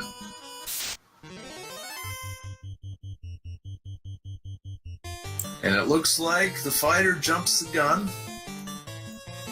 Chaos with a very, very hefty punch. Does not kill the Black Mage. The Black Mage will get a cast of nuke off. And it looks like the White Mage, or the Red Mage, is out of any relevant spells at this point, so time for the White Shirt. And the fighter with a paltry 4 hits for 4 damage. Black Belt with a much, much better 11 hits for 300. And it looks like he is just burning any of the magic charges available for the Black Mage just to get some chip damage in. Low, very, very low round of damage all around, and down goes the Black Mage. Another stack of evasion on for Chaos. Meanwhile, Monoci is burning through the water floor.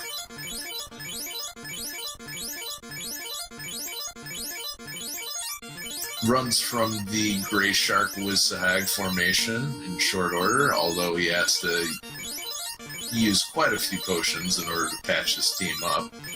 10 hits for 247 on Drum's side. Chaos doing some damage. And Chaos punches the fighter, but only manages to get one hit in thanks to all of those stacks of evasion from the Red Mage. Ice 3 coming in from the Red Mage and only 62. And if Chaos happens to know Cure 4, this is going to be a really ugly fight. Swirl comes down, and Swirl is a non-elemental attack, dealing a hefty amount of damage to the party, and Drum is running out of resources here. Lit 3 coming in, only 50 damage, 101 damage from the fighter, and this is going to be real close. 214, the fighter starts doing some respectable damage, 44 damage off of the Lightning 3, and that's about it. Drum, riding the razor's edge on this Chaos fight, pulls it off with a time of 1:57:20.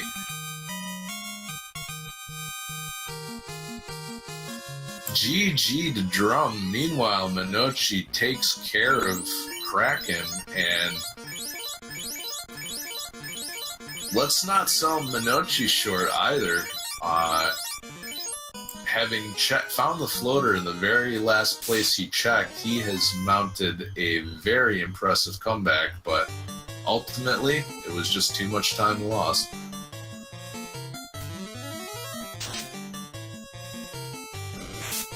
And with that, we'll see if we can get Drumboardist into the Discord for a quick chat.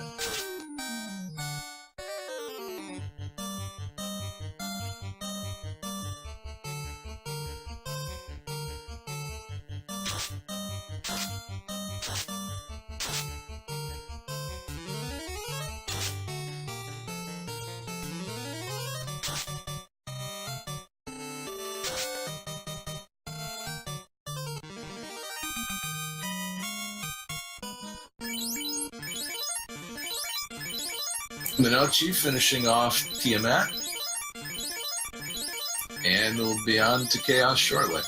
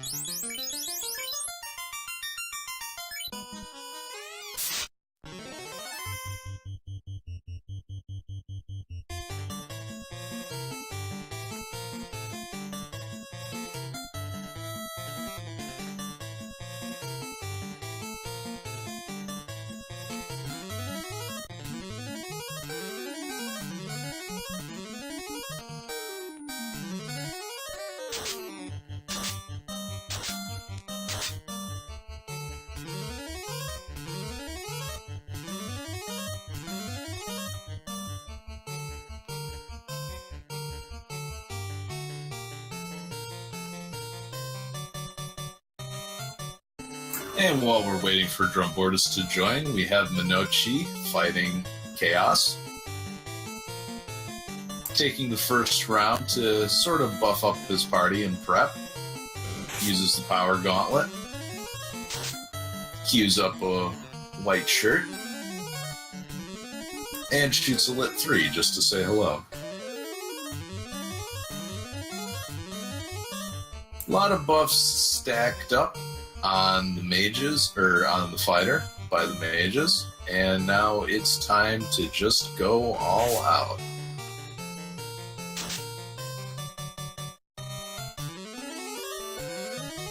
8 hits for 1,355, and you can see the difference between the Sun's Sword and the Excalibur in damage potential. 6 hits for 738. Hey guys, how's it going? GG, Drum. Congratulations on your victory. Yeah, I'm kind of mentally freaking out. Like I was just saying to Ninja, I'm thinking, okay, I looked in a few places. I can't find a ribbon. I can't find anything better than the Sun Sword. I didn't find the tail, so I can't upgrade. Okay, let's do this. And basically riding the Razor's Edge all the way down, using up almost all your heal potions, and then killing Chaos with what, a damage roll of 43? Yeah, I ran out of Ice 3, and I certainly didn't have new. Lightning, sure, why not? It'll work. Go. Wow. Oh, I did see, because I'm not actually watching it. Mono-X, where was the tail? Someone please tell me where it was. I had the adamant. The tail was in Marsh Cave. Of course I'm not going to look there. Why would I go there? Also, the ribbon and the power glove were on the 2nd floor of Mirage Tower. The one I skipped, of course. I was like, nope, I just need to go. Never mind, that's the cluster of easily looked at chests. No, I was like, this last floor, that's really the last one I'm going to do. And then I remembered, like, that last 4 chests in floating. I was like, let's look there. Otherwise, no, I have to go. I have to assume I'm in. It was very interesting because you and Monoci were basically lockstep with one another through the floating castle, except you had 2 more orbs lit. Wait, what? So Monoci checked ordeals at the very end. Oh god, that's where the floater was. Oh, okay. Oh, I had the maneuverability. I was flying. Wait. So, okay, so 2 orbs, which means one was probably Earth. Yeah, because he was going through Mirage, so air would have been one of them. Carry is a given. So yeah, it's either Earth or Kraken. I'm assuming Earth was the... So actually, I'm sorry, I misspoke. So you, I think he was 2 orbs behind you, because you both hadn't gotten the air one yet. So he had only finished Volcano, and but with the better equipment loadout, he started picking up a lot of time towards the end. I mean, yeah, I really, outside of like that Opal Bracer, I don't think I saw any better equipment for anybody outside of, look, everyone has AoE. That was insane. So, okay, he classed up. I'm assuming he had Adam. He did. Yeah, so he was steamrolling those guys. What was his party? It was fighter, red, white, black. So, I mean, that's pretty solid. Oh, he had the Sun Sword on the red mage too, didn't he? So, yeah, he had the equivalent of what my black belt was kind of comparably doing, and the heals, and wow. How did I win this? It was that early floater. Yeah. Insane. I mean, I've done that every single round. Alright, I don't have the floater already after leaving the volcano. I'm going to save at the port near Crescent Lake. I sail all the way down. If I find something worth getting in ordeals, then I will go ahead and sail all the way back, which sucks. Otherwise, I reset and immediately go right up to Ice Cave. And the only reason I haven't thought about doing Ice Cave this time is I thought, oh, I have warp, so I can do it all in one go. I don't have to do the double loop and fight the eye and all this stupid stuff. And there was something there. What was there? That was the crown. Oh, son of a gun. Yeah, I'm really close. My normal modus operandi there is either go get the bottle and immediately go to Gaia so I don't forget, which I did forget this time, or immediately go Rod and Earth Cave. So, wow, I'm actually really glad I did that, because I would have lost. I would have lost right there. Yeah, Monoci found the crown first and ended up clearing all of those chests by ship. Whereas you had the airship, so that saved a lot of time. But his class change and picking up the Excalibur allowed him to go through Temple of Fiends much quicker. While you were fighting Tiamat, he ended up catching up almost by an extra floor or two.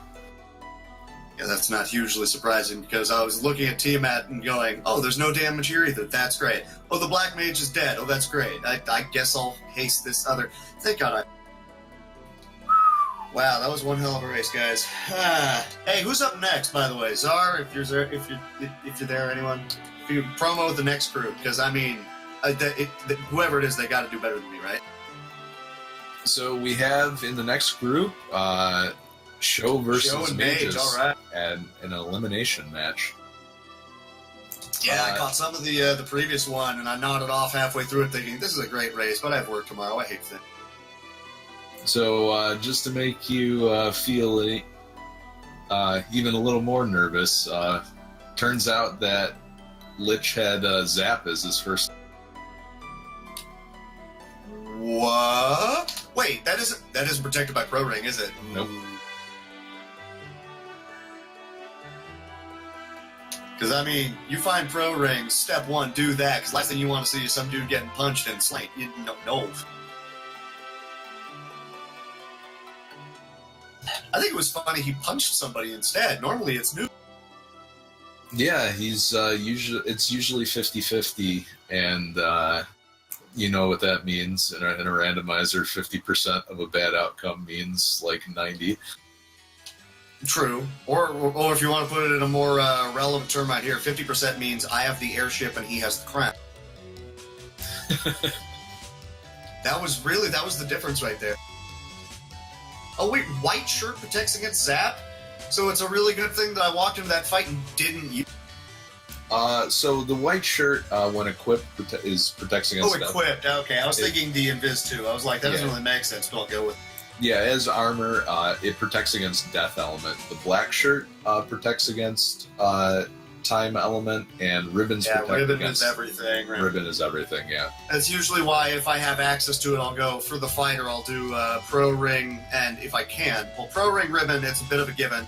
If one person might just be left out in the cold, that's how it goes. You want Pro Ring Ribbon on the healer if you can get it. Pro Ring Ribbon on either the other big DPS or utility like Fasting, Caster, usually the Red Mage. Because my fourth person, I figure, probably isn't going to be useful enough, either the tank or the Black Belt. Pick one, coin flip. If I wind up throwing the Pro Ring Ribbon on the Black Belt and the fighter, I want to have best defensive equipment possible. Failing that, if you get the upgrade, go Dragon, Aegis, and, Pro Ring. And that's going to cover a good amount. Most of your people are going to be alive and just fine there. But then you have to start thinking, what if I have the power bonk? Where's that going to go? Who's going to equip that? There's my cat in the background. I'm sorry, I'm a mile a minute right here because that race blew my mind. I'm sorry. Hey, Edge! My microphone is actually staying connected this time. Yeah, it's pretty awesome.